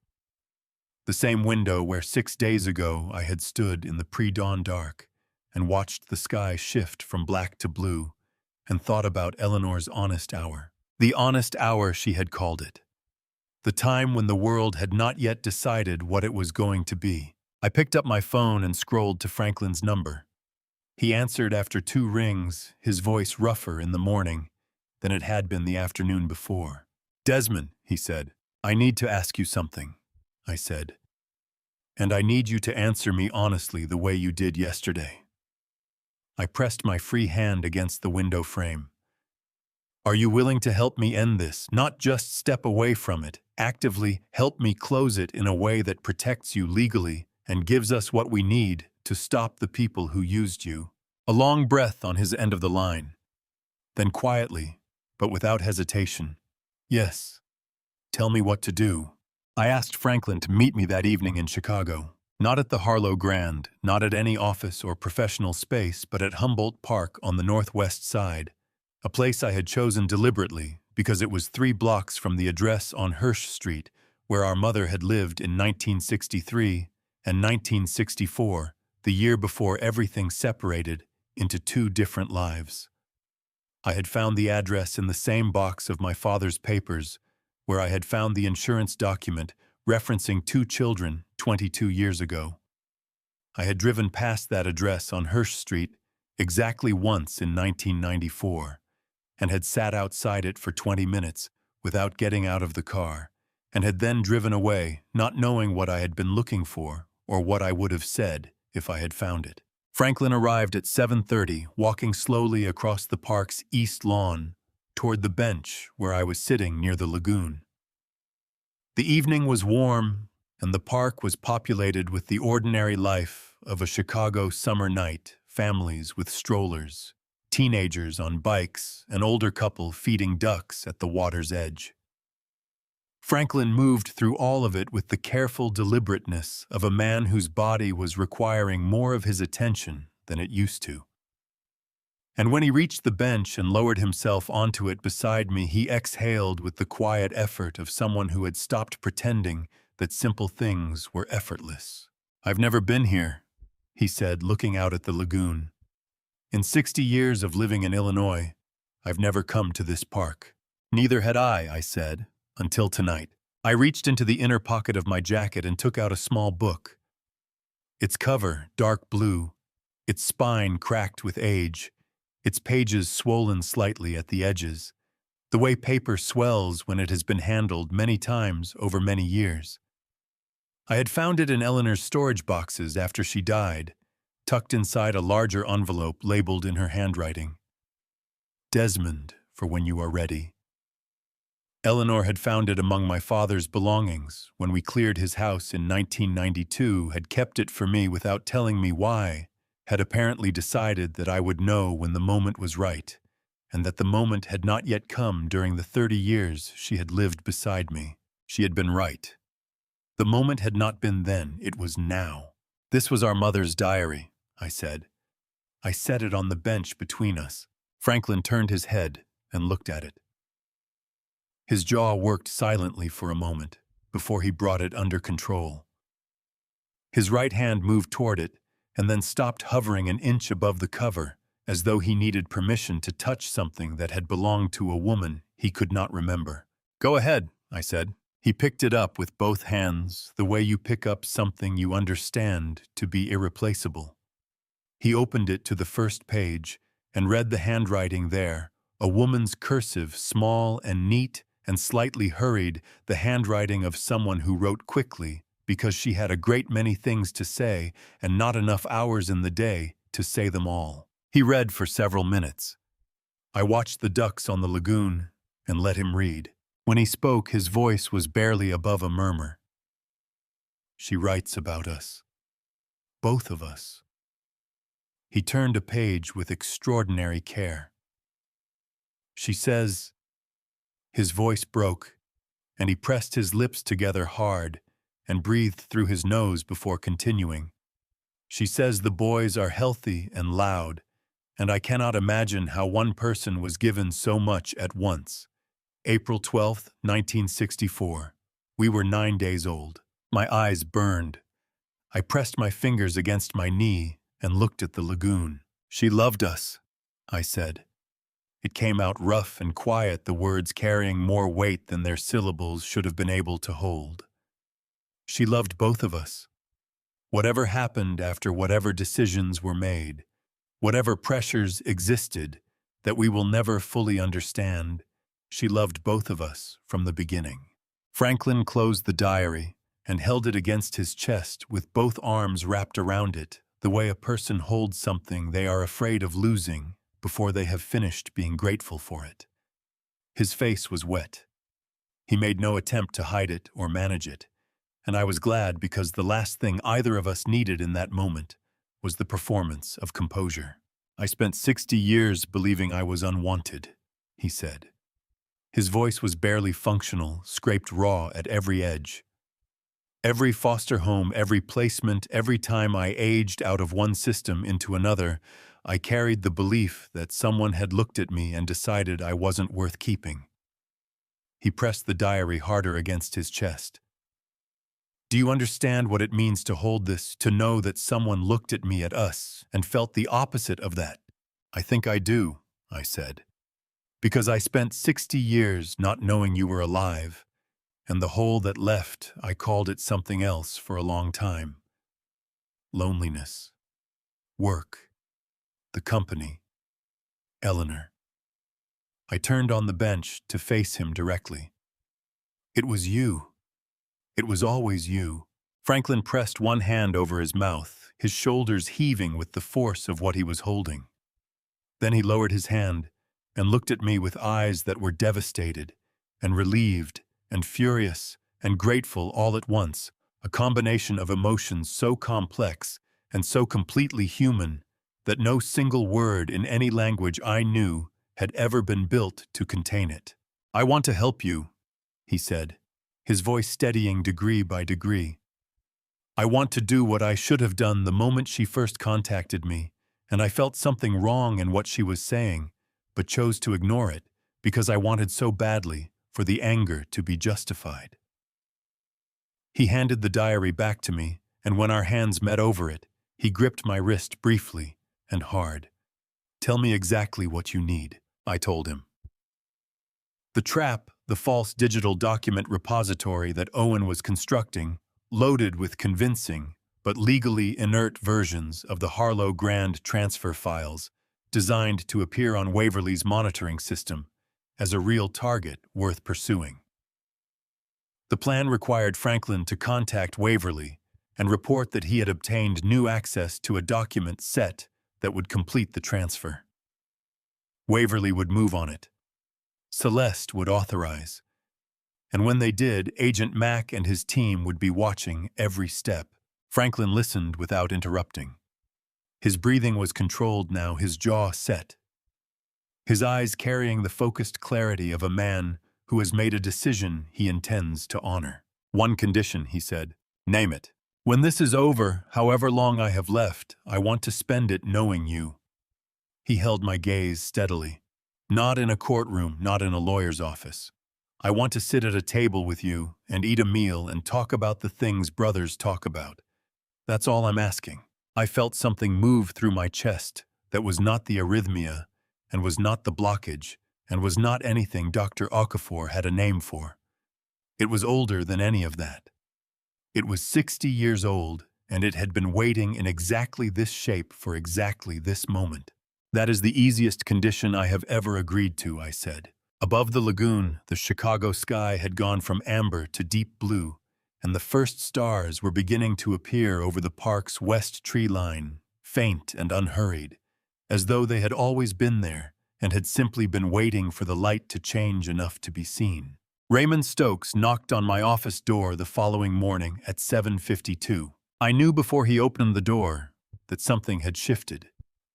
In 3 years of working together, Raymond had never knocked twice on a door. When he expected to be admitted, he knocked once, heard acknowledgement, or did not, and entered.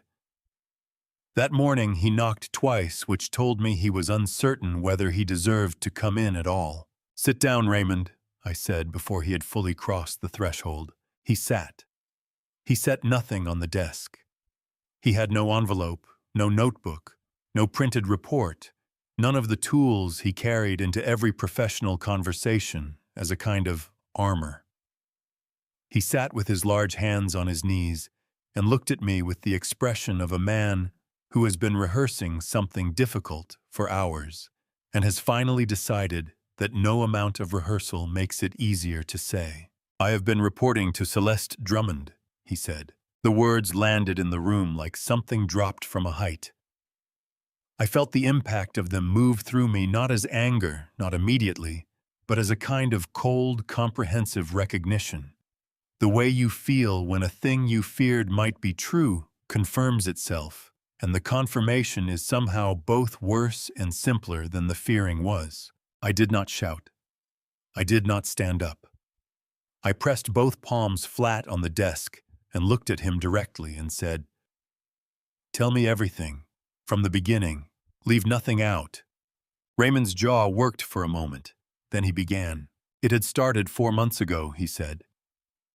Celeste had approached him not through any channel connected to Harlow Hotels, but through his daughter Clara, 26 years old, a graduate student in urban planning at the University of Illinois, Chicago, who had applied 6 months earlier for a competitive fellowship that Celeste sat on the selection committee for.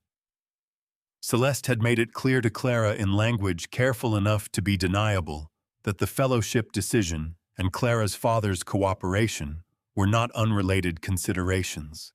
Raymond's voice was steady as he said this, but his hands were not. They pressed harder against his knees, with each sentence the knuckles whitening and releasing in a rhythm that betrayed what his voice was working to conceal. "She never said it directly," he said. "She never had to. Clara had no idea what her application had been turned into. She still doesn't know." He looked up at me with eyes that were reddened at the edges, not from crying, but from the kind of sustained sleeplessness that comes when a person has spent weeks lying awake with something they cannot put down. I told myself it was minor information, general updates on the investigation's progress, nothing specific enough to cause real damage. He stopped. I told myself that for 3 months. And then last week, Owen found the back door, and I realized that what I had been providing wasn't minor at all. It was the reason the back door was still operational. Every time the investigation moved toward Waverly's access point, I gave Celeste enough warning to redirect attention. I let the silence after that statement exist for exactly as long as it needed to. "Raymond," I said finally, "I am going to ask you one question, and I need the complete truth. Did you provide any information that directly enabled the bank vault access or the document forgery?" He shook his head immediately, and with a conviction that rang differently from his previous careful sentences. This was not managed delivery. This was a man defending the last line he had not crossed. "No. I gave her investigation timelines and general findings. I never provided anything that touched the financial or legal instruments. When I understood what the bank access meant when I saw the vault report, I stopped. I have not communicated with her since June 19th. June 19th, 4 days ago. The same day Owen had disabled the spyware on Elliot's phone. I stood up from the desk and walked to the window. Michigan Avenue was building toward its mid-morning volume below delivery trucks, early tourists, the doorman at the Harlow Grand entrance holding the door with his customary navy-coated efficiency. Ordinary. Continuous. Entirely indifferent to the fact that a man I had trusted for 3 years had just confessed to working against me. I turned around. "Here is what is going to happen," I said. You are going to contact Harriet Bloom this morning and provide a full written disclosure of every communication you had with Celeste Drummond, dates, content method, everything. Harriet will present that disclosure to Agent Mack as a voluntary cooperation statement. I walked back to the desk and stood on my side of it. In federal investigations, voluntary cooperation provided before charges are filed carries significant weight.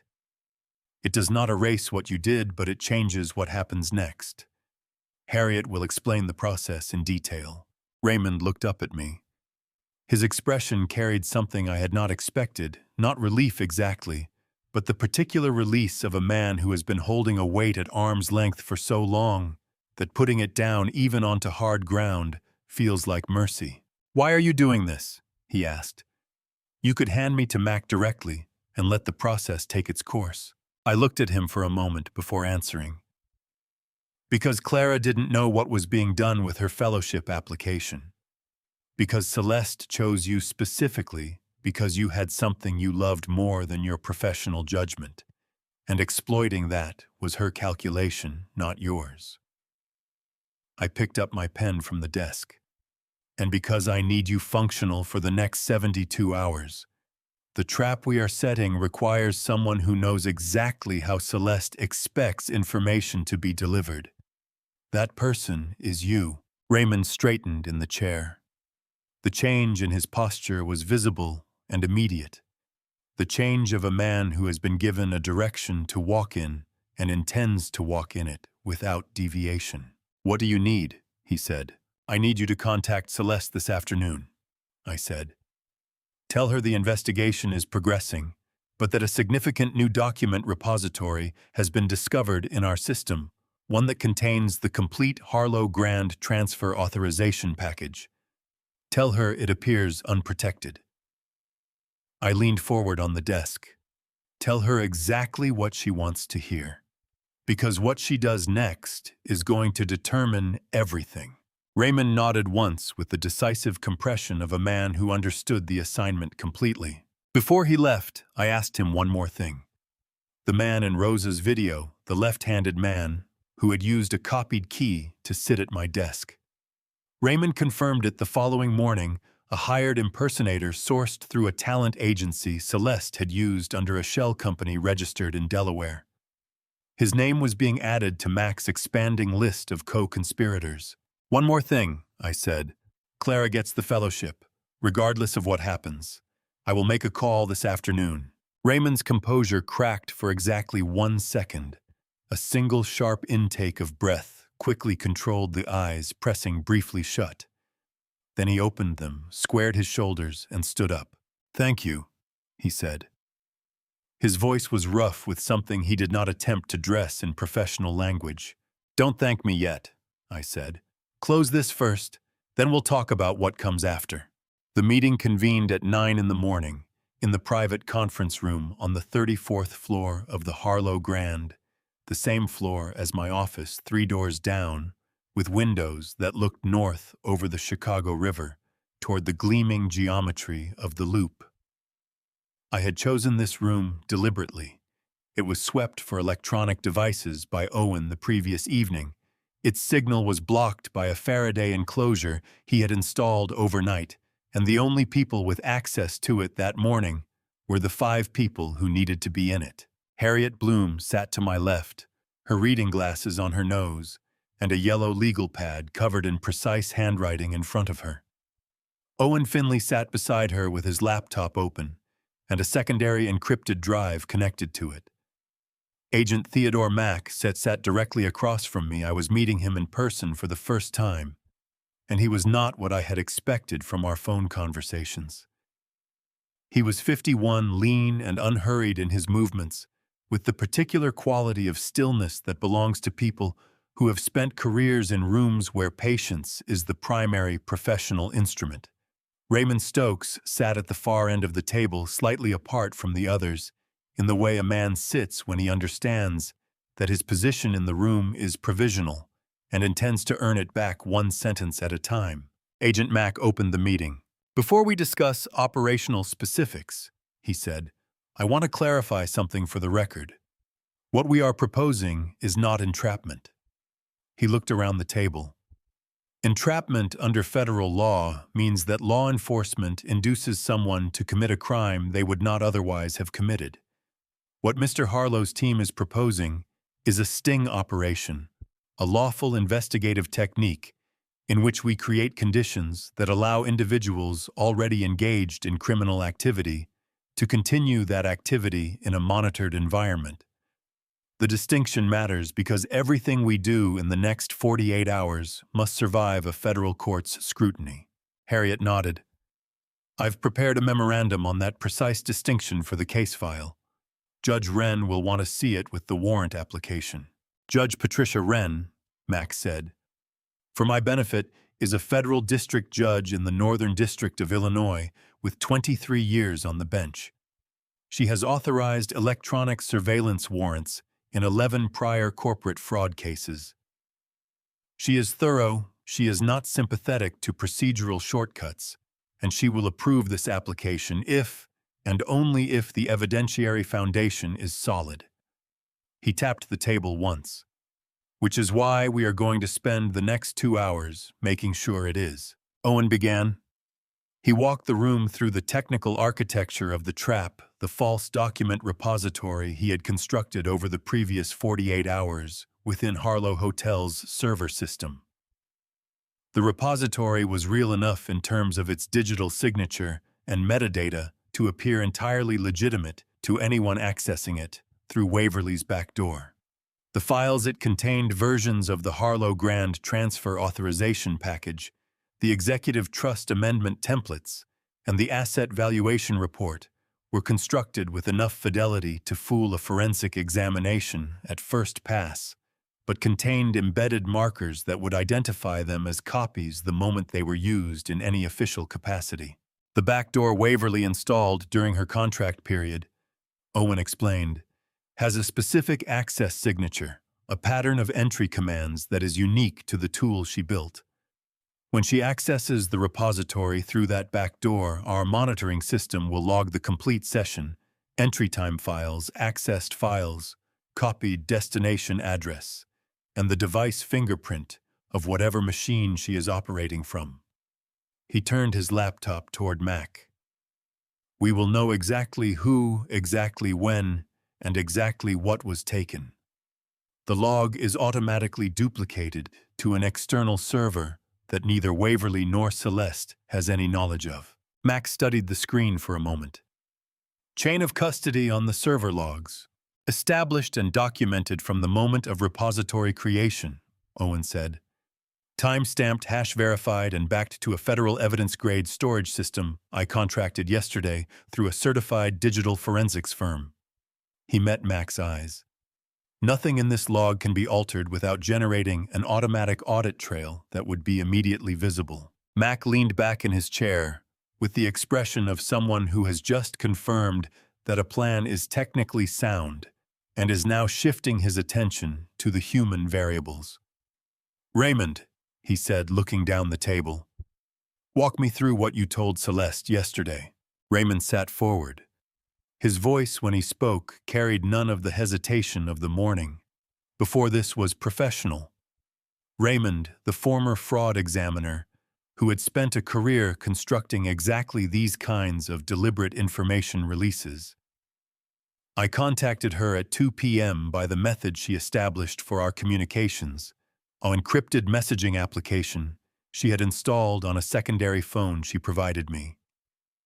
I told her that our internal investigation had identified an unprotected document repository on a legacy server partition, the kind of storage location that large corporations accumulate over years and sometimes fail to properly secure. I told her the repository appeared to contain the complete Harlow Grand Transfer package. I told her our IT team had not yet flagged it for security review. Her response, Mac asked. She asked 2 questions, Raymond said. How long before your IT team finds it, and does it have biometric access protection? He paused. I told her the IT review was scheduled for Monday, giving her a 4-day window. and I told her there was no biometric protection on the legacy partition. The room absorbed that information for a moment. "She will move before Monday," Harriet said. "A woman who has been planning this for 15 years will not leave a 4-day window unused." "Agreed," Max said. He looked at me. "Mr. Harlow, I need to discuss the warrant with you directly. I submitted the application to Judge Wren at 7 this morning, accompanied by Owen's technical documentation, Harriet's legal memorandum, the vault access report from First Midwest Bank, the chain of custody video from your housekeeper, and Raymond's voluntary cooperation statement." He placed a single sheet of paper on the table in front of me. "She authorized it 40 minutes ago." I looked at the warrant. It was a federal electronic surveillance and search authorization issued under Title III of the Omnibus Crime Control and Safe Streets Act, the federal statute that governs court-authorized interception of electronic communications. It authorized the monitoring of Waverly's backdoor access, the seizure of all devices and storage media used in the commission of the alleged crimes, and the arrest of named individuals upon confirmed commission of the monitored offenses. The named individuals were Waverly Mitchell and Celeste Drummond Harlow. I read it twice slowly, the way I had read 40 years of contracts, looking not for what was there, but for what might be missing. "This covers everything we need," I said. "It does," Harriet confirmed. "And it protects everything we've built. Every piece of evidence collected under this warrant is federally admissible." She removed her glasses and looked at me with the directness she reserved for moments when she needed me to hear something, without the softening of professional courtesy. "Desmond, once Waverly accesses that repository and Mac's team moves, this becomes public. Elliot will know everything within hours. The board will know. The press will have it before the end of the day." I had thought about Elliot every day for 2 weeks, carrying the weight of what I was going to have to tell him, and the knowledge that there was no version of the telling that would not cost him something he had not known he was at risk of losing. His marriage. His trust in the person he had built a life beside. His understanding of the 6 years he had spent with a woman who had been calculating from the very first day how to use him. "I know," I said. "He deserves the truth. He has deserved it from the beginning." Max stood and buttoned his jacket. "My team will be in position at the Harlow Grand Server Monitoring Station from midnight tonight. Owen will have direct communication with my lead technical agent throughout." He looked at each person in the room in turn. "Nobody outside this room knows the specifics of what happens next. Nobody contacts family members, board members, or media until I give the word. Is that understood?" Everyone at the table confirmed it. After Mac left, I sat for a moment in the emptied conference room, looking at the warrant still on the table in front of me. Outside the north windows, the Chicago River caught the late morning light and threw it back silver and clean against the glass towers on either side of it. Somewhere across this city, Celeste Drummond was waiting for a 4-day window to open.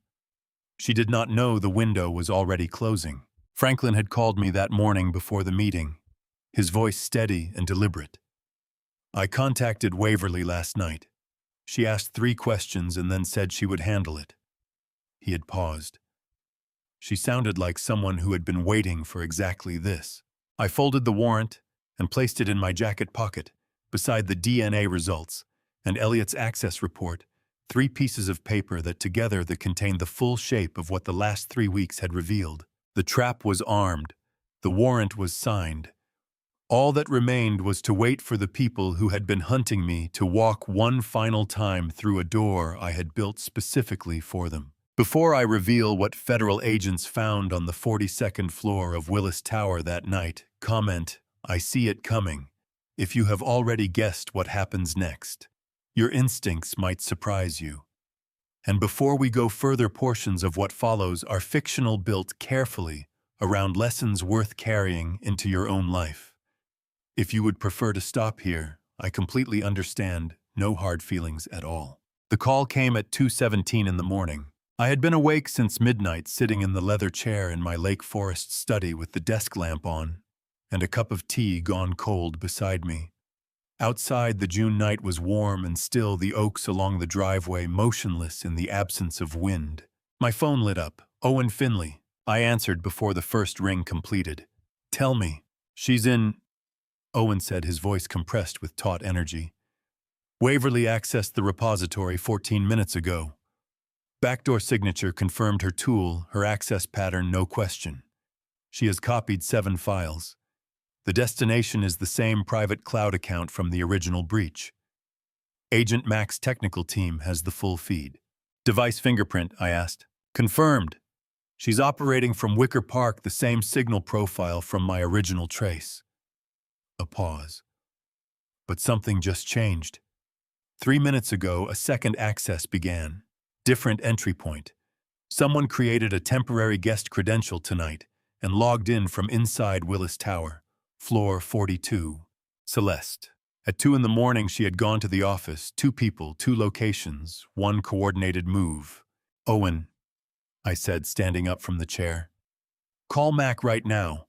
Both locations simultaneously. If one arrest happens before the other, whoever is second destroys their device and we lose everything." "Already texting him," Owen said. "He anticipated this. He has 2 teams ready." I stood at the window of my study and pressed both hands against the top of my head, feeling the full weight of the moment move through me. 30 years if you counted from the letter. 15 years if you counted from the fellowship. All of it converging at 2 in the morning, in a parkside house in Lake Forest, and a glass tower in the Loop, and a Wicker Park apartment, with federal agents moving through the Chicago night. I did not sit back down. I stood at the window and watched the darkness between the oaks and waited. At 2:41, Owen said, "Mac confirmed. Both arrests executed simultaneously. Celeste Drummond Harlow taken into custody at Willis Tower, floor 42. Waverly Mitchell taken into custody at her Wicker Park residence. All devices seized. Repository session logs secured." A breath. "It's done, Mr. Harlow." I pressed my forehead against the cool glass of the window. "Done." The word felt smaller than everything it contained. I called Mac directly at 3. He answered with the clipped efficiency of a man still managing an active scene. "Both in custody," he confirmed. "No resistance at either location. Waverly had 3 laptops and 2 external drives, all seized. Celeste had a personal device and a printed document set she was preparing to photograph against the real files, a composite forgery." His voice weighted the next sentence carefully. "She was going to seal the full Harlow grand transfer this week, Desmond. 4 more days, and those documents reach the Cook County Recorder's office. 4 days. After 30 years of patient construction, she had been 4 days from the end." I sat back down in the leather chair. The desk lamp still on. The tea still cold. The room exactly as it had been for 3 hours and feeling entirely different. I picked up my phone and called Elliot. He answered after 3 rings, voice thick with sleep, "Dad. It's 3 in the morning," and I heard in those few words the uncomplicated trust of a son who did not yet know what the next few minutes would cost him. "Elliot," I said, "I need you to come to Lake Forest. Right now." My voice held. I was grateful for that. "There are things I should have told you sooner, and I am not going to make you wait until morning to hear them." A pause on his end, the real pause of someone whose body has registered before his mind has caught up that something fundamental has shifted. "I'm getting dressed," he said. 3 days after the arrests, Owen Finley called me from the FBI's Digital Forensics Unit on West Roosevelt Road, where Agent Mac's technical team had been working through the contents of Waverly's seized devices with the methodical patience of people who understood that the value of what they were looking for would depend entirely on how carefully they found it. Owen's voice when he called carried the particular quality I had come to associate with his most significant discoveries. Not excitement, which was too imprecise a word for what Owen felt in professional moments, but a kind of heightened precision, as though he were speaking each word slightly more carefully than usual, to ensure that none of its weight was lost in transmission. "There is a folder on Waverly's primary laptop," he said. "It was not in any location we would have found through standard examination. It was embedded inside a software package, a legitimate application she used for network mapping, disguised as a configuration file. Our forensic analyst found it during deep sector scanning." He paused. "The folder is named for Elliot. Open when ready." I sat very still in my office chair. "What's in it?" "Everything," Owen said. "Desmond, I mean everything. Celeste's original approach to Waverly documented in full. Every instruction Celeste gave her. Payment records. Waverly was paid through a series of cryptocurrency transfers that our analysts have already begun tracing. Copies of the communications between Celeste and Raymond Stokes. The plan for the badge clone. A timeline document in Celeste's own writing that begins in 2009. He stopped. 2009, Desmond. That is 15 years of documented planning in her own words, with dates and targets and contingencies, all of it kept by Waverly as insurance against the possibility that Celeste would try to make her the sole responsible party if the scheme collapsed. I thought of Waverly Mitchell, 32 years old, technically brilliant, sitting in a Wicker Park apartment in the early hours of a Thursday morning, with 3 laptops open and a federal team moving toward her door. She had known at some level that the architecture she had built could be dismantled. She had known that Celeste would not hesitate to point every available finger at the person lowest in the hierarchy when the structure fell. And so she had done what technically intelligent people sometimes do when they find themselves embedded in a situation they cannot safely exit. She had documented everything hidden the documentation with professional thoroughness and addressed it to the one person whose life Celeste had damaged most completely without his knowledge. She had addressed it to Elliot, Owen. I said, "I need the folder transferred to Harriet Bloom under proper chain of custody before anything else is done with it. And I need Agent Mack to confirm that its contents are fully admissible as evidence given the method of its discovery."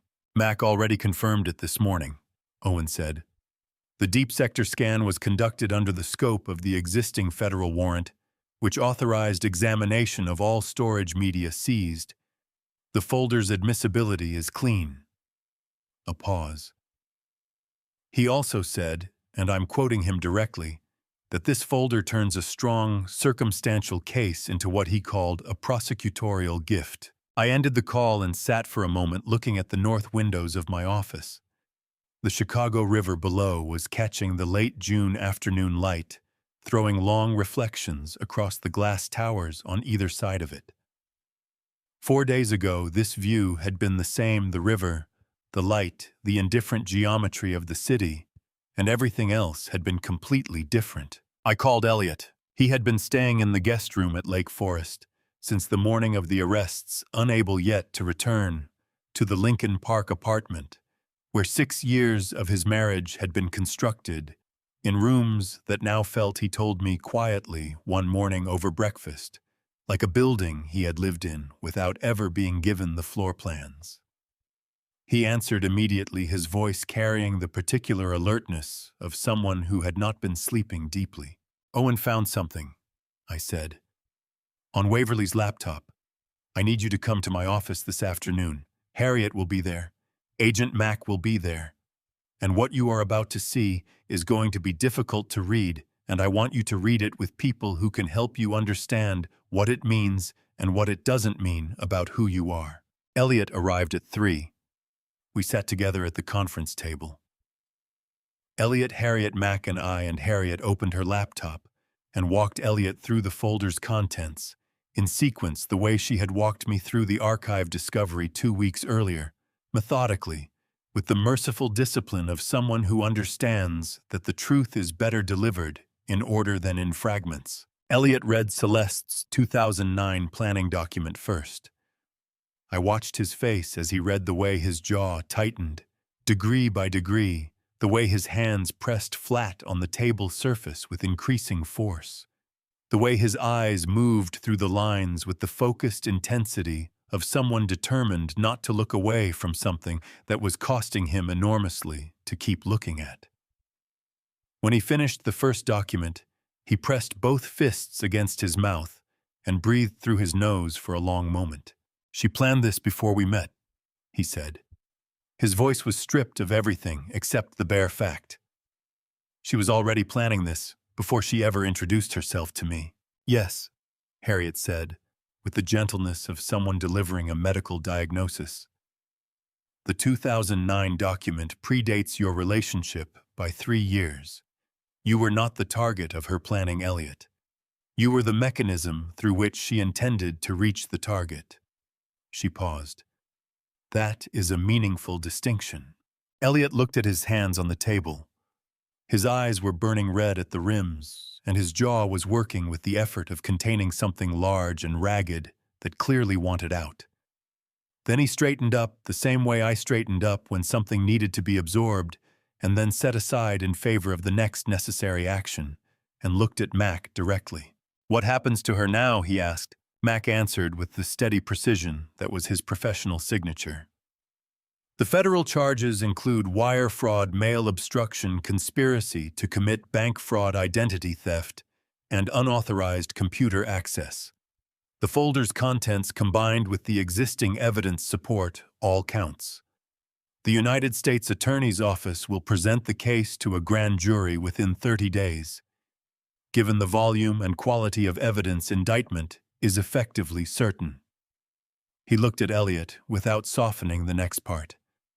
"She will face a minimum of 10 to 15 years in federal prison on the major counts alone." Elliot nodded once. He did not speak for a moment, and I could see the effort it took him to hold his composure in that particular shape, not breaking, not hardening, but remaining exactly himself in a room full of evidence that someone had spent 15 years working to make him someone else's instrument. Then he turned to me and said something I had not expected. "Dad, I want to visit Franklin. This week. Before—" He stopped and swallowed and started again. "Before it gets harder for him to have visitors." My throat tightened. I reached across the table and put my hand over my son's hand and pressed it once firmly, the way my own father had pressed my hand at moments when words would have been both necessary and insufficient. "This weekend," I said. "All 3 of us." The weekend we drove to Rockford was the last Saturday of June. Franklin met us at the door of his pale yellow house with the expression of a man who had spent 2 days trying to prepare himself for something that could not be prepared for. He looked at Elliot, at the Harlow jaw, the Harlow eyes, and his chin trembled before he could stop it. "You have our grandfather's eyes," Franklin said, his voice barely holding together. "I have a photograph. I'll show you." Elliot stepped forward and wrapped his arms around this stranger, who was his uncle, holding on with the urgency of someone who had just understood that time was already running short. Franklin held him back, and his eyes over Elliot's shoulder found mine. In them I saw something I had not expected, not relief, not gratitude, but a kind of arriving. The expression of a man who has spent a lifetime passing through temporary places and has finally reached the one he was always meant to find. The summer passed fully and irreplaceably. Elliot drove to Rockford every weekend. I came on Wednesdays early, and Franklin and I sat on the back porch with coffee and talked about everything our mother, whose diary I left with him permanently after our second visit. The foster homes he had moved through as a boy. The woman he had loved and lost, whose photograph sat on his mantel.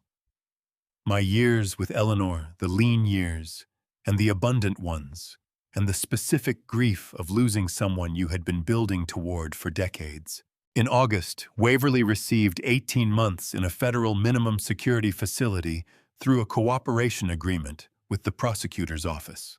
Judge Patricia Wren acknowledged on the record that Waverly's decision to preserve Celeste's planning materials and address them to Elliot demonstrated a belated moral accounting the court was prepared to recognize. In September, Waverly visited Franklin at his Rockford house under supervised approval. She stood on his front step with her hands clasped and looked at her father with an expression that was not managed remorse but something raw, the face of someone who had spent months understanding exactly what she had done and to whom. Franklin had told me about Waverly weeks earlier, how she had found him through a genealogy search in 2020, how they had spent 4 years quietly rebuilding what had been lost. She was his daughter in every way that counted, even if the world had never known it. When she stepped onto the porch that September morning, she stood for a moment looking at him with the expression of someone who had rehearsed this and found that rehearsal had been entirely useless. "Dad," she said, her voice dropping to almost nothing. "I'm sorry. There's no version of sorry that covers it. You were sick and I made it worse. I told myself it was for you, but it was never for you."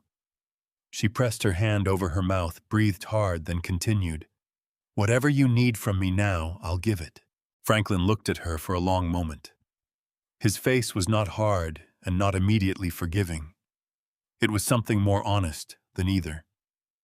He was deciding in real time to remain open to the possibility that love and hurt could occupy the same space without one erasing the other. "Sit down," he said quietly. Rosa sent food. October arrived and Franklin's energy began its slow, patient decline. He tired more quickly. He slept longer. He stopped tending the garden, and one Saturday I went out and staked the tomato plants myself. He watched from the window and called out, "You're doing it wrong. Angle the stake away from the plant." "I've built hotels for 40 years, I called back. "Hotels don't photosynthesize," he said. "Significant difference." I laughed a real laugh from the chest, the kind I had not found since Eleanor died. Franklin laughed too. He was in pain and he was happy. Both were completely true. The last months were quiet and full, and running always a little faster than either of us wanted them to. Franklin died on the 7th of April 2025 at 7:14 in the morning. The cherry trees along the front of his Kishwaukee Street house had bloomed 3 days earlier, pink and extravagant and entirely indifferent to the timing, the way nature is always indifferent to timing, proceeding on its own calendar without apology. I had noticed them when I arrived the evening before and had stood on the front step looking at them for a moment longer than made practical sense. Elliot and I were both in the house when it happened. We had been taking turns through the night, one sleeping in the spare room, while the other sat in the chair beside Franklin's bed. And it was my turn in the chair, when his breathing changed, becoming slower, longer, between each rise of his chest, and then quieter, and then still. I leaned forward and took his hand in both of mine. "I found you," I said. My voice cracked straight through the middle of the second word, and I did not try to repair it. "You were never lost to me. I just didn't know where to look." His hand was warm. The room was quiet. Through the window, the cherry blossoms moved in the April morning light with the unhurried ease of something that has nowhere else to be. He did not speak. He did not need to. The last thing he had said to me the evening before, sitting up in bed with the particular rallied clarity that sometimes comes in those final hours, was this: "Thank you for finding me, brother." I had pressed his hand then and told him it was the other way around entirely. He had smiled the full, lopsided smile that was identical to mine in every detail and closed his eyes. In the weeks that followed, the legal conclusions arrived in sequence. Celeste Drummond was indicted on 7 federal counts and accepted a plea agreement that carried a sentence of 14 years in a federal correctional facility with no possibility of early release on the primary counts. Waverly completed her 18 months and accepted a position with a cybersecurity firm in Chicago. Her talent redirected toward protection rather than penetration. Raymond Stokes resigned from Harlow Hotels and was not prosecuted, his cooperation agreement honored in full. Elliot assumed the permanent CEO position of Harlow Hotels and conducted himself in every decision I observed with the integrity of someone who had learned at significant personal cost what the absence of integrity actually looks like. I underwent my bypass surgery in February and recovered as Dr. Okafor had promised me I would if I stopped being stubborn about it completely. In May, I established the Harlow Franklin Foundation, a fund dedicated to supporting children in the Illinois foster care system, providing educational resources, stable housing assistance, and the kind of sustained institutional attention that my brother had deserved at age 7 and had not received. The foundation's charter included one line I wrote myself without consulting Harriet on the phrasing, in memory of Franklin Harlow, who was never lost, only waiting to be found. I still drive to Rockford sometimes. I park on Kishwaukee Street and sit outside the pale yellow house sold now occupied by a young family whose children have already begun dismantling the tomato stakes along the left wall to use for some purpose of their own invention. And I think about the 60 years that passed between 2 April mornings in 1964 and 2025, and everything that was built and broken and rebuilt in the space between them. Then I start the car and drive back toward Chicago, and the road is long and flat and full of light, and I am still here. I am not telling you this story so you will feel sorry for me. I am telling it because 60 years taught me one truth I learned too late. No empire, no fortune, no contract will ever fill the space left by someone who was supposed to be beside you. I worked every Saturday for 40 years and called it responsibility. What I was really doing was running from a loneliness I was too proud to face. Don't be like me. Don't wait until everything fractures before you turn around and go home. Franklin told me something in his final days that I will carry forever. God doesn't take what we need, He simply returns it when we are ready to receive it. I believe that with everything I have left. Every Grandpa Stories holds fractures the outside world cannot see. Every family story carries a truth worth telling. That is my honest belief, and I will not apologize for it. If this Grandpa Stories moved something in you, leave a comment. Share it with someone who needs it today, and subscribe so you never miss another family story on this channel. Every Grandpa Stories and family story we tell here is built to matter. Thank you for staying until the very last word. The stories ahead contain fictional elements crafted purely to carry real human truths. If that is not for you, I respect that. Please find content that serves you better. But if you stay, I will always tell it from the heart.